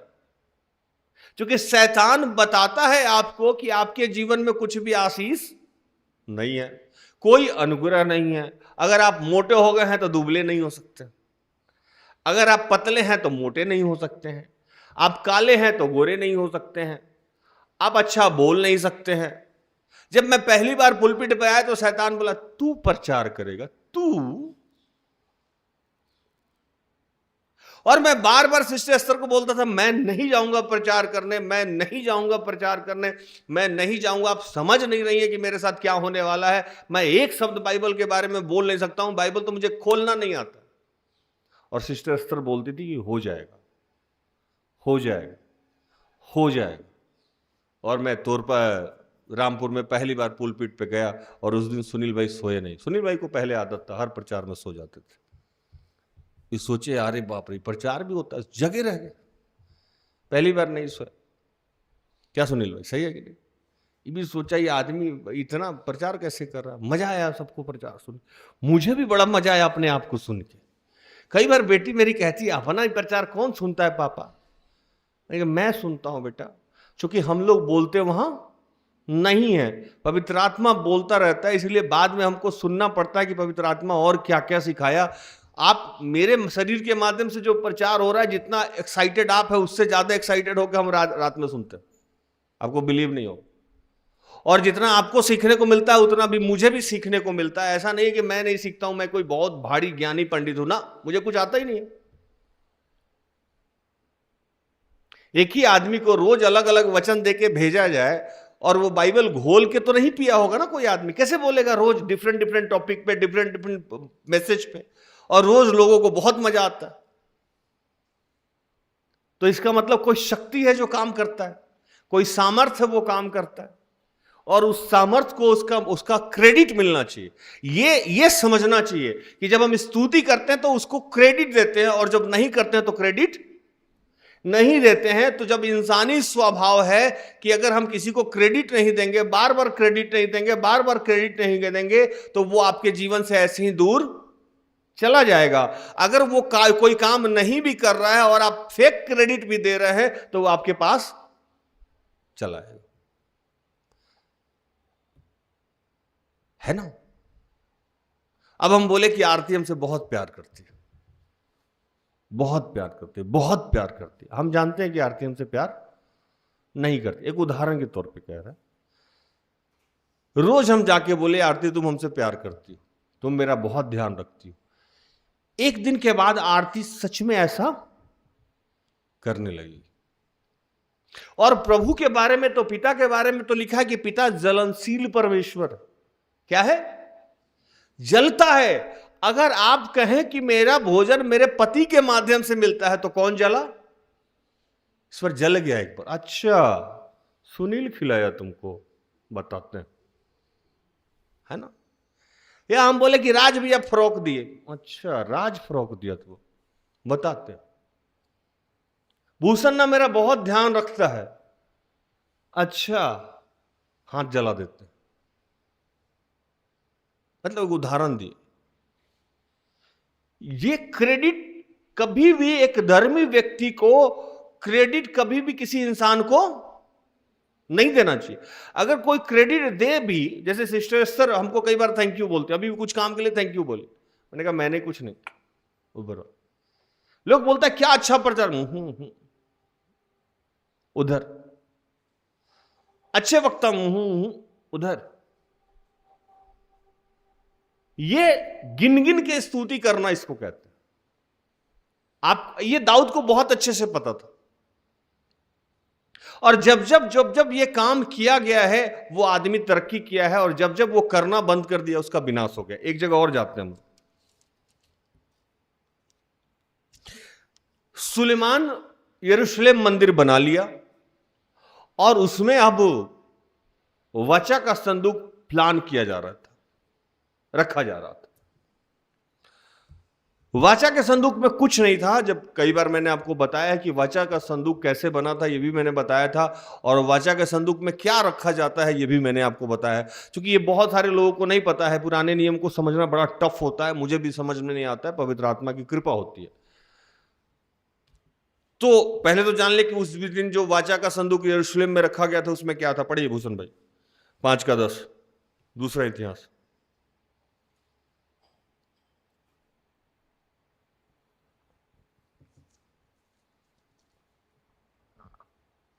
संदूक में पत्थर की उन 2 पाटियों को छोड़ कुछ ना था, जिन्हें मूसा ने होरेब में उसके भीतर उस समय रखा, जब यहोवा ने इसराइलियों के मिस्र से निकलने के बाद उनके साथ वाचा बांधी थी। वही 10 कमांडमेंट जो इस्राएली लोग के निकलने के बाद 2 बार मिला था मूसा को। दूसरी बार जब इस्राएली छूट गए तब मिला था। तो वही पट्टी उसमें रखा हुआ था और कुछ नहीं था। जब इस को ये लोग सेटल कर दिया तो सुलेमान उस भवन के अंदर गया और प्रार्थना करने लगा। पढ़िए 13-14। और जब तुरहियां बजाने वाले और गाने वाले एक स्वर से यहोवा की स्तुति और धन्यवाद करने लगे, और तुरहियां झांझ और वाद्यों को बजाते हुए यहोवा की यह स्तुति ऊंचे शब्द से करने लगे, वह भला है और उसकी करुणा सदा की है। तब यहोवा के भवन में बादल छा गया, और बादल के कारण याजक लोग सेवा टहल करने को खड़े ना रह सके, क्योंकि यहोवा का तेज परमेश्वर के भवन में भर गया था। दूसरी बात क्या हो जाती है कि जैसे ही हम उसकी महिमा करने लगते हैं, स्तुति करने लगते हैं, तो उसकी उपस्थिति हमारे बीच में हो जाती है। आप रिट्रीट में इस बात को फील किए होंगे। मैं जब भी ऐसा बैठता हूं कभी एकांत में, तो मुझे ये फील होता है कि प्रभु उतर गया, नीचे आ गया। आपने सुना होगा कि एक बार एक दास, नाम हम ऐसे घुमा के इसलिए बोलते हैं कि आप लोग भी थोड़ा मेहनत किया कीजिए। एक बार एक दास को कुछ लोगों ने चैलेंज किया, नहीं, कुछ लोग बिगड़ गए थे, और वो दास ने चैलेंज किया कि मैं एक जगह बेदी बनाता हूं, है ना, और मैं प्रार्थना कर रहा हूं तो ये अपने आप जल जाए, नहीं तो तू प्रार्थना करके इसको जला दे। नाम याद आया आप लोग को? कौन था? एलिया नबी था। क्या हुआ वहां? वहां प्रार्थना एलिया नबी करने लगे और उन लोगों ने इतनी सारी प्रार्थनाएं की लेकिन आग नहीं उतरा, और गुस्सा में वो लोग पानी पटा दिया एलिया नबी के वेदी में जाके, फिर भी ये आग उतर गया और जल गया। जब आप प्रार्थना करते हैं, स्तुति करते हैं, प्रभु की महिमा करते हैं और गिन गिन के स्तुति करते हैं, मतलब आप याद दिलाते हैं, सिर्फ आराधना ऐसे गाना नहीं, याद कीजिए कि आपके जीवन में क्या था। प्रभु मेरा बुखार ठीक हुआ, प्रभु मेरा पेट दर्द ठीक हुआ, प्रभु मेरे मम्मी ऐसे, प्रभु मेरे पापा ऐसे, प्रभु मेरा वस्त्र ऐसे, प्रभु मेरा धन ऐसे, प्रभु मेरी गाड़ी ऐसे, प्रभु आज के दिन ऐसे। ये अगर आप कर रहे हैं और लगातार करके आप आधा घंटा बैठिए, मत पढ़िए बाइबल, मत कीजिए कुछ काम, ये रिपीट टेलीकास्ट कीजिए कि प्रभु ने आपको इस दिन ये दिया, उस दिन वो दिया, उस दिन वो दिया, उस दिन वो दिया, उस दिन वो दिया, और लगातार बोलते जाइए, बोलते जाइए, बोलते जाइए। देखिए आप पवित्र आत्मा से अपने आप भर जाएंगे। हालेलुया, अपने आप भर जाइएगा। उसके लिए कोई नया कहानी या भूषण जैसा गाने की जरूरत नहीं है, या कोई बाइबल आने की जरूरत नहीं, कुछ नहीं। अपने जीवन में, आपके जीवन में क्या है ये तो आपको याद होगा ना। आपके जीवन में कब कब कहां कहां प्रभु ने अनुग्रहित किया, उसको एक दिन बैठ के सिर्फ रिपीट बोलते जाइए। अच्छा ये आपने किया था, अच्छा ये आपने किया था, अच्छा ये भी आपने किया था, अच्छा ये भी आपने किया था। आप 15 से 20 मिनट बाद देखिएगा आप अपने आप आत्मा से भर जाइएगा, वो आग उतर जाता है। और आग जैसे आपके अंदर उतरेगा तो उससे एक और भला होता है, हमारी शुद्धिकरण हो जाती है। क्या हो जाता है? शुद्धिकरण हो जाता है। निगेटिव थॉट्स, बीमारी, समस्या जाने लगती है हमारे जीवन से, हम अपने आप शुद्ध हो जाते हैं। उसके लिए अलग से कुछ मेहनत करने की जरूरत नहीं है। जैसे जब मैं इरिटेट रहता हूं, सिस्टर एस्तर मुझे पुलपिट में भेज देती है, जाइए बोल के आइए। तो जब मैं प्रचार करके हटता हूं तो वो जान जाती है कि ये आदमी का इरिटेशन खत्म हो गया। मैंने इरिटेशन हटाने के लिए कुछ किया? नहीं किया। जब जो भी आराधक हैं या बच्चे बोलते हैं कि हम कनेक्ट नहीं हो पाते, हम के गाना गाओ, स्तुति करो, वो 2 गाना, 3 गाना, 4 गाना गाएगा, पता ही नहीं लगेगा वो कब फ्री हो गया। क्या भूषण भाई? फ्री हो गया बात। आप डिप्रेशन में हैं, आप इरिटेशन में हैं, आप किसी समस्या में हैं, आपको जो बोला जा रहा है वो करके देखो। मैं कोई भारी चीज नहीं बताता हूं, कभी भी नहीं बताता हूं, मुझे आता ही नहीं तो मैं आपको क्या बताऊंगा।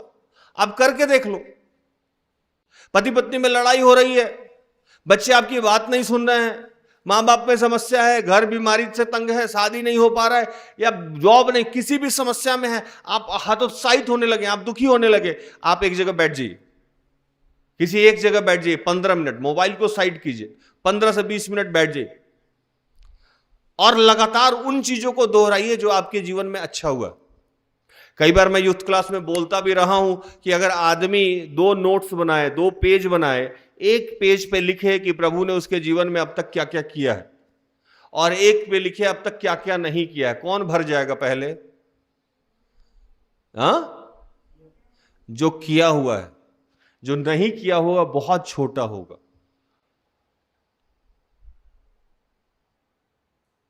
और बाइबल को जब आप गहन अध्ययन कीजिएगा तो बाइबल में जब उत्पत्ति ग्रंथ को पढ़िएगा तो लिखा कि पहले शाम हुई फिर भोर हुआ। क्या बोला मैंने? अब यहां से थोड़ा सा प्रचार और डेप्थ में सुन लीजिएगा, पवित्र आत्मा गाइड कर रहा है, बोल के जाना होगा। पहले शाम हुई फिर भोर हुआ, है ना?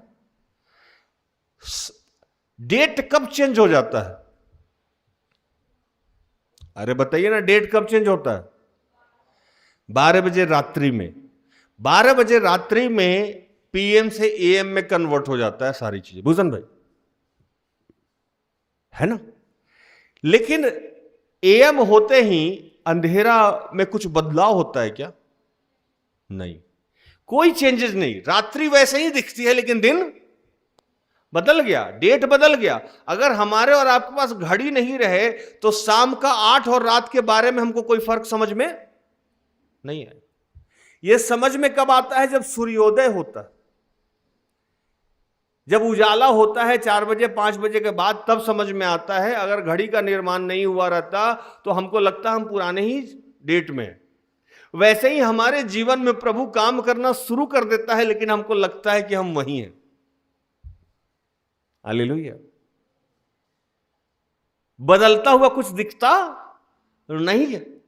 और उसी समय हमको विश्वास की जरूरत होती है। डेट बदल गया है, दिन बदल गया है, उजाला होने वाला है, लेकिन आपको दिख नहीं रहा है। और हमको जब तक दिखता नहीं है तब तक हम यकीन नहीं करते हैं। इसीलिए बाइबल लिखता है कि अनदेखी हुई बातों को मान लेना विश्वास है। तो जो आपके जीवन में नहीं हुआ है, ये भी तो हो सकता है कि वो हो रहा हो, आपको दिख नहीं रहा। और समस्या क्या है कि हम सब लोग मंजिल पे जाके एंजॉय करना चाहते हैं। और मैं आज एक नई बात बताता हूं, मंजिल कुछ होता ही नहीं रश्मि। कुछ भी मंजिल टाइप का पृथ्वी पे नहीं है। जैसे ही आप एक लक्ष्य को प्राप्त करते हैं, आपके जीवन में दूसरा लक्ष्य शुरू हो जाता है। तो जिस भी आदमी को खुश रहना है, आनंदित रहना है, उसको रास्ते पे एंजॉय करने की आदत डालनी चाहिए। हालेलुया। भूषण भाई, मजा रास्ते में है। मंजिल नाम का कोई चीज होता ही नहीं है। क्योंकि जैसे ही एक मंजिल पे पहुंचेंगे, दूसरा रास्ता पे आपको ईश्वर डाल देगा। फिर आपको लगेगा कि अच्छा यहां पहुंचेंगे तो हम एंजॉय करेंगे, आनंदित होंगे या प्रभु को धन्यवाद देंगे। ऐसा कुछ होता ही नहीं है। फिर वहां पहुंचिएगा, फिर दूसरा रास्ता। हमारे यहां बच्चे आते हैं, प्रभु बोलते हैं कि भैया नौकरी लग जाता जीवन खुशहाल होता। चलो तथास्तु, लग गया नौकरी। नौकरी लगने के 3 महीना बाद आएगा, भैया शादी हो जाता तो अच्छा रहता। चलो भाई, ये भी तथास्तु, सुदबंधर करा दिया, भैया लोटा पानी करा देते तो चल ठीक है लोटा पानी। अब फिर उसको टेंशन क्या हो गया, अब शादी हो गया तो भैया रहने का सेटलमेंट हो जाता। अच्छा ठीक है, चल ये भी अरेंजमेंट। अब रहने का हो गया, भैया सोच रहे हैं एक सैलरी में इतना खर्चा नहीं चलेगा, 2 सैलरी होता है ना। अब दूसरा सैलरी भी प्रभु दे देगा। फिर भैया एक बच्चा छोटा एक हो गया, भैया एक।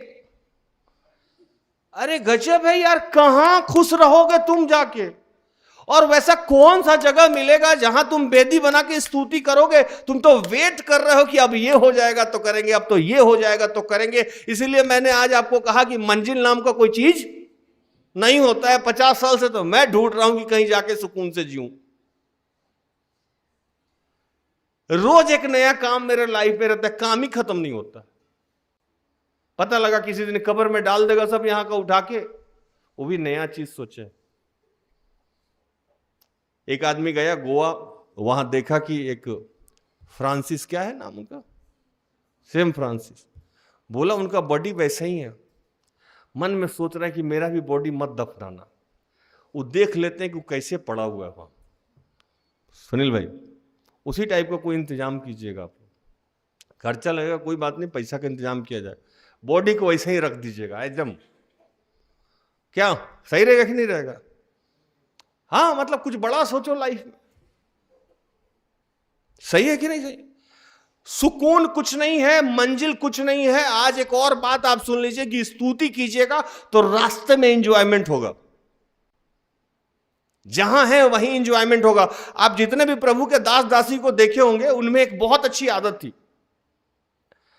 जहां रुके, एलिया चल रहे हैं, दाऊद चल रहे हैं, अब्राहम चल रहे हैं। अब इनको जाना है, इस्राएल जाना है या कनान देश जाना है। आज यहां रुक जाते हैं, 4 दिन से चल रहे हैं। रुकते पहला काम उन्होंने क्या किया? वेदी बनाया और स्तुति किया, धन्यवाद किया। फिर वहां रहा 2-4 दिन, फिर आगे गया, वेदी बनाया, स्तुति किया, धन्यवाद किया। फिर आगे गया, वेदी बनाया, धन्यवाद किया। दाऊद के जीवन में भी यही है। जहां रुका वहीं तंबू में जाके हालेलुया हालेलुया हालेलुया करने लगा। हम लोग सोचते हैं कल करेंगे, परसों करेंगे। जिनको भी रास्ते में एंजॉय करने की आदत नहीं है, वो जीवन में कभी भी खुशहाल नहीं हो सकता। और जैसे दिन बदल जाता है, तारीख बदल जाता है, डेट बदल जाता है, सूर्योदय होने से पहले जो 6 घंटा रहता है, हमको लगता है कुछ बदला नहीं है। वैसे ही आपके जीवन में बहुत कुछ बदल गया, आपको दिख नहीं रहा। जैसे बीज जमीन के नीचे रहता है, कुछ दिन तक रहता है, लेकिन आपको लगता है ये मर गया है, लेकिन अंकुर निकलने के बाद ये समझ में अच्छा, ये मरा नहीं तो अंकुर निकल गया, लेकिन उस समय वो काम करता रहता है। वैसे ही जो चीज आपके जीवन में नहीं मिला है वो होने वाला है। अगर प्रभु आपके लिए बेहतर समझ रहा है तो वो होने वाला है, आपको दिख नहीं रहा है, इसलिए आप डिस्टर्ब हैं। तो वहां से फोकस हटा दीजिए और जो हो गया है वहां फोकस कीजिए। उससे भला क्या होगा कि प्रभु की उपस्थिति से आप निरंतर भरे रहिएगा, एक पॉजिटिव एनर्जी से भरे रहिएगा, और आपके जीवन में दुख नाम की कोई चीज नहीं होगी, और प्रभु भी निरंतर आपसे खुश रहेगा क्योंकि आप गिन गिन के उसकी स्तुति कर रहे हैं। और लोग भी आपको देख रहा है कि भैया ये यहोवा का भय मानने वाला है, यहोवा के मार्ग पे चल रहा है, पिता ईश्वर का भय मानने वाला है, उसके मार्ग पे चल रहा है और उसकी निरंतर बात भी कर रहा है। नहीं तो यही हाल हो गया, हम किसी से इश्क करते हैं लेकिन इजहार, अगर इश्क है तो इजहार भी होना चाहिए, है ना? एक बार नहीं, बार बार होना चाहिए। हालेलुया। क्या क्या पसंद भाई? इश्क है तो इजहार भी होना चाहिए, और एक बार नहीं बार बार होना चाहिए। तो आपको अगर पिता से इश्क है तो हर बार ये कहिए कि उसने मेरे लिए ये किया है, ये किया है, ये किया है, ये किया है। आजकल एक नया ट्रेंड चला है, लड़का लड़की लोग सुबह आई लव यू मैसेज नहीं भेजे तुम, है ना? रोज नहीं दिया हमको, क्या रोनी, है ना? तो बच्चे को, विशेषकर हमारी जो बेटियां हैं, बहनें हैं, उनको सुबह शाम दोपहर मतलब पैरासिटामोल का एक डोज, है ना? फिर अगर 4 घंटा के बाद नहीं मिला तो फिर टेम्परेचर बढ़ जाता है, फिर टेम्परेचर उतारने के लिए यहाँ आई लव यू नाम का पैरासिटामोल गया 650 mg का, ठीक है? फिर उसका टेम्परेचर 5 बजे तक उतरा रहा, फिर 6:30 बजे एक पैरासिटामोल का डोज, तो फिर उसका टेम्परेचर रात तक उतरा रहा, फिर good night paracetamol I love you, तो फिर उसका उतरा रहा। नहीं तो बुखार बढ़ जाता है, टेम्परेचर क्या होता है, बढ़ जाता है, भड़क जाता है। वह अगर 2-3 दिन तक नहीं गया तो टेम्परेचर इतना बढ़ता है कि ब्लास्ट हो जाता है, फिर किसी कैफे में और सीसीडी में जाके उसको ठीक करना पड़ता है। क्या रोहित, तुमको तो अनुभव नहीं होगा इसका, बेचारा, है ना? तो उसी तरीका से, हालेलुया, उसी तरीका से प्रभु को भी आपकी स्तुति आपके तरफ आकर्षित करती है, और आप जब निरंतर स्तुति कर रहे हैं और प्रभु के मार्ग पे चल रहे हैं तो लोगों को भी दिख रहा है, तो आपको देख के लोग भी विश्वास में आएगा। ये बहुत बड़ी बात है। तो वहां क्या हुआ कि सुलेमान जब प्रभु को गिन गिन के बता रहे थे कि आपने ये किया, आपने ये किया, नहीं तो सुलेमान के बारे में पढ़ रहे थे हम लोग, हाँ, और ढेर सारा बलि चढ़ा रहे थे। बलि की क्वांटिटी उस दिन बहुत ज्यादा थी। एक वचन पढ़िए, 4 दूसरा इतिहास 7 का 4 और 5।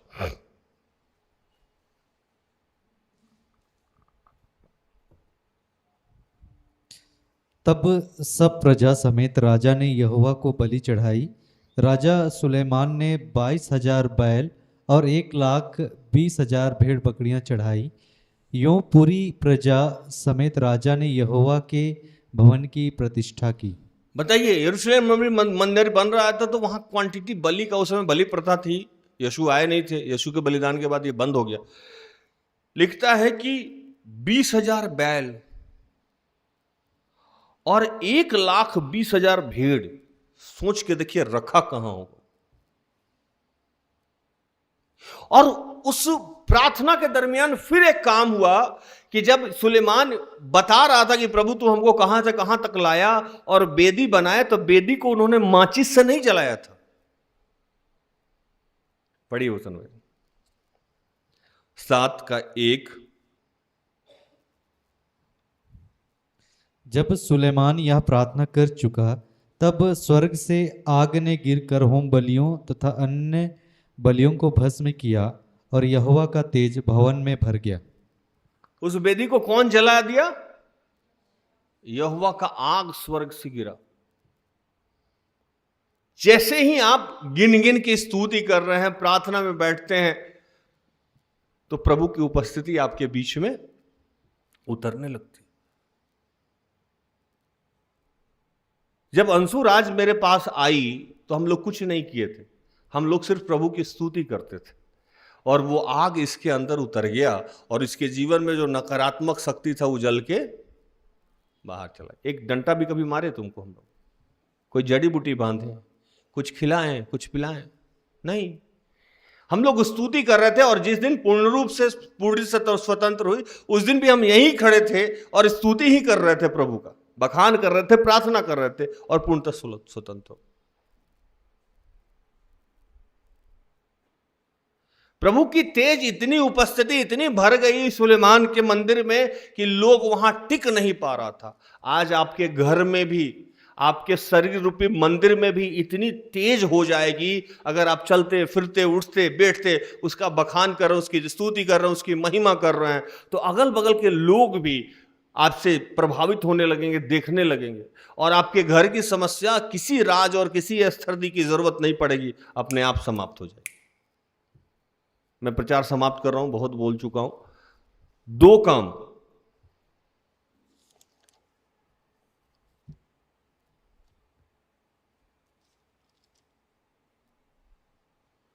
2 काम, हालांकि एक और वचन था मुझे, मैं बोल के जाऊं। उस दिन एक और घटना घटी।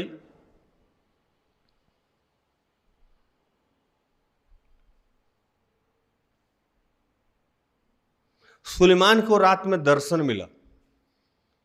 सुलेमान को बार बार दर्शन मिलता था, उसको दर्शन का आशीष था, और दर्शन के आशीष में प्रभु ने एक कमिटमेंट किया जो आज हर जगह लिखा रहता है कि इस जगह पे अगर कोई भी आदमी आके सॉरी बोले और सॉरी बोल के प्रार्थना करे तो उसकी हर प्रार्थना को सुनी जाएगी। पढ़िए वचन 14-15, 7 का 14 और 15।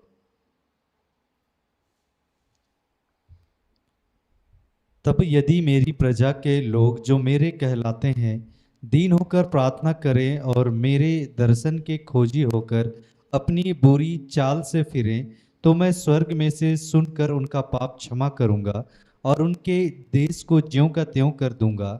अब से जो प्रार्थना इस स्थान में की जाएगी उस पर मेरी आंखें खुली और मेरे कान लगे रहेंगे। अगर आप प्रभु के मार्ग में चल रहे हैं तो आपके जीवन को तो प्रभु आशीषित किया ही किया, आपके बच्चों को आशीषित किया। अगर साथ में आप स्तुति कर रहे हैं तो वो मिट्टी का घर भी इतना आशीषित हो जाता है, वो बेदी भी इतना आशीषित हो जाता है कि उस बेदी पे आपके अलावा कोई दूसरा भी जाके अगर सॉरी बोल के कुछ मांगता है तो वो पूरा हो जाता है। हालेलुया। स्तुति में इतना सामर्थ्य।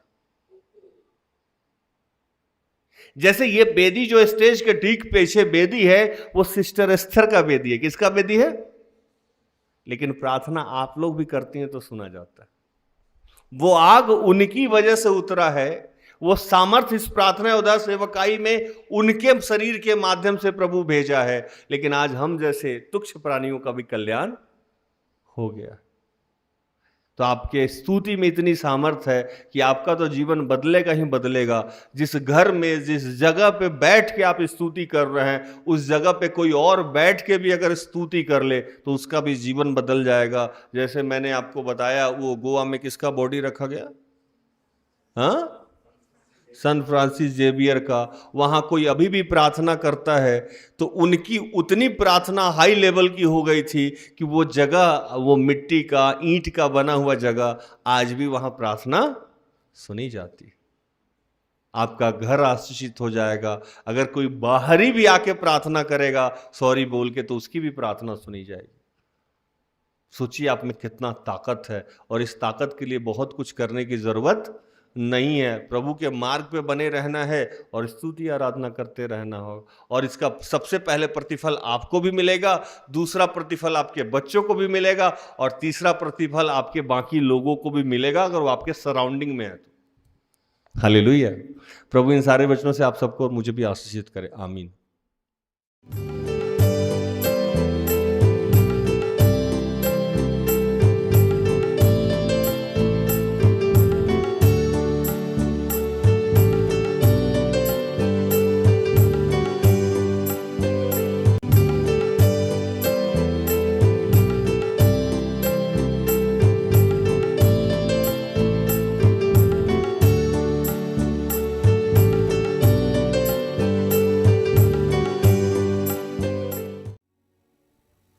आइए प्रार्थना करें, अपनी आंख बंद करें और आज सिर्फ वो याद करें जो आपके जीवन में प्रभु ने दिया है। कोरोना में आपके आसपास के बहुत सारे लोग मर गए और आप जीवित हैं। आपके आसपास बहुत सारे लोग हैं जिनको आज भी खाने के लिए भोजन नहीं है, और आज आप उन तमाम लोगों को भी देखते हैं जिनके शरीर पे वस्त्र नहीं है, या है भी तो सही तरीके का नहीं। पति है तो सही पति नहीं है, पत्नी है तो सही पत्नी नहीं है, बच्चे हैं तो उदंड हो गए हैं, माँ बाप हैं तो शराबी हैं, कबाबी हैं, आपका ध्यान नहीं देते। रहने को घर नहीं है। आपकी जब नौकरी हो रही थी तो बहुत सारे लोगों की नौकरी नहीं हुई थी, आपकी हो गई।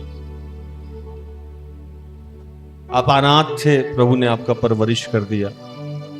आप इस लायक नहीं थे कि आपको कोई पूछे, फिर भी प्रभु ने आपको यहां खड़ा कर दिया। हर प्रकार की वो आशीष, अनुग्रह जो सिर्फ आपके जीवन में है, उसे याद करें और प्रभु को धन्यवाद करें।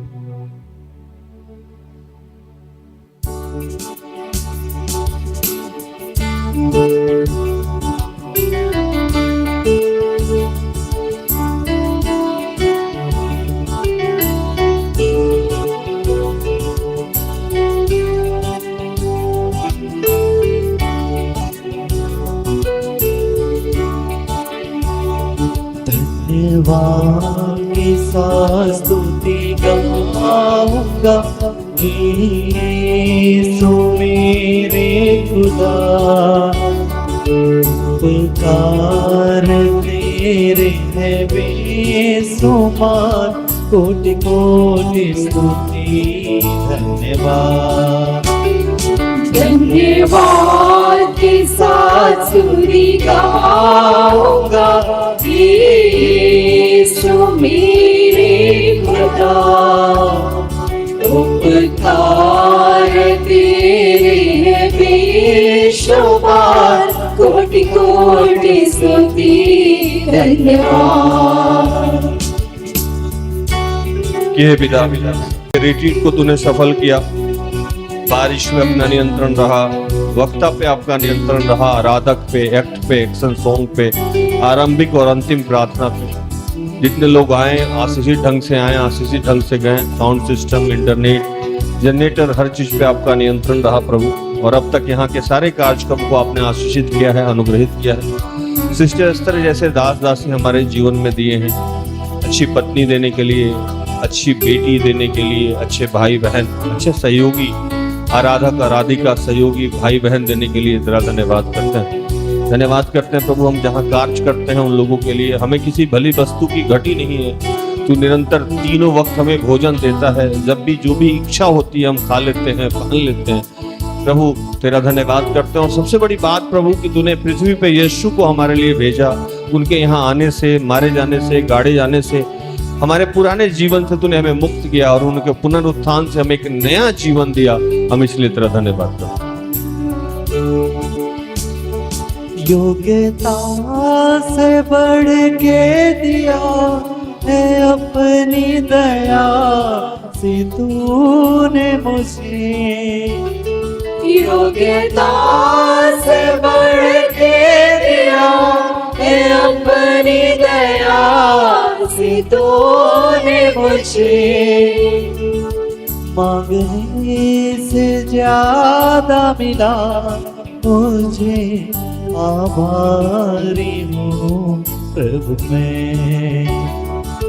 मांगने से ज्यादा मिला मुझे, आभारी हूँ प्रभु मैं।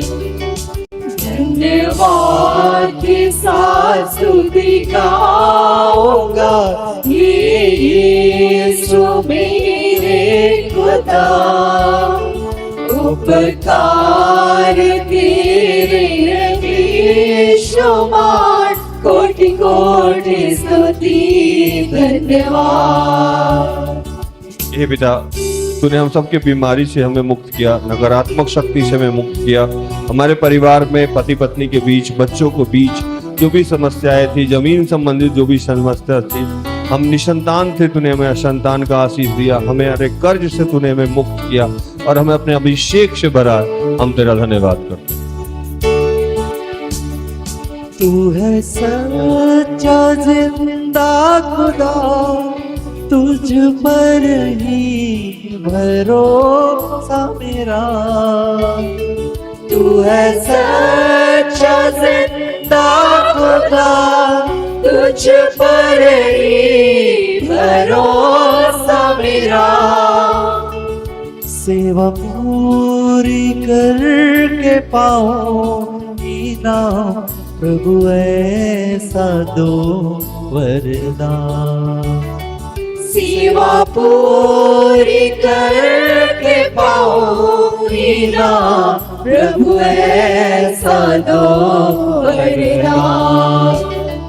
धन्यवाद के साथ स्तुति गाऊंगा, यीशु मेरे खुदा।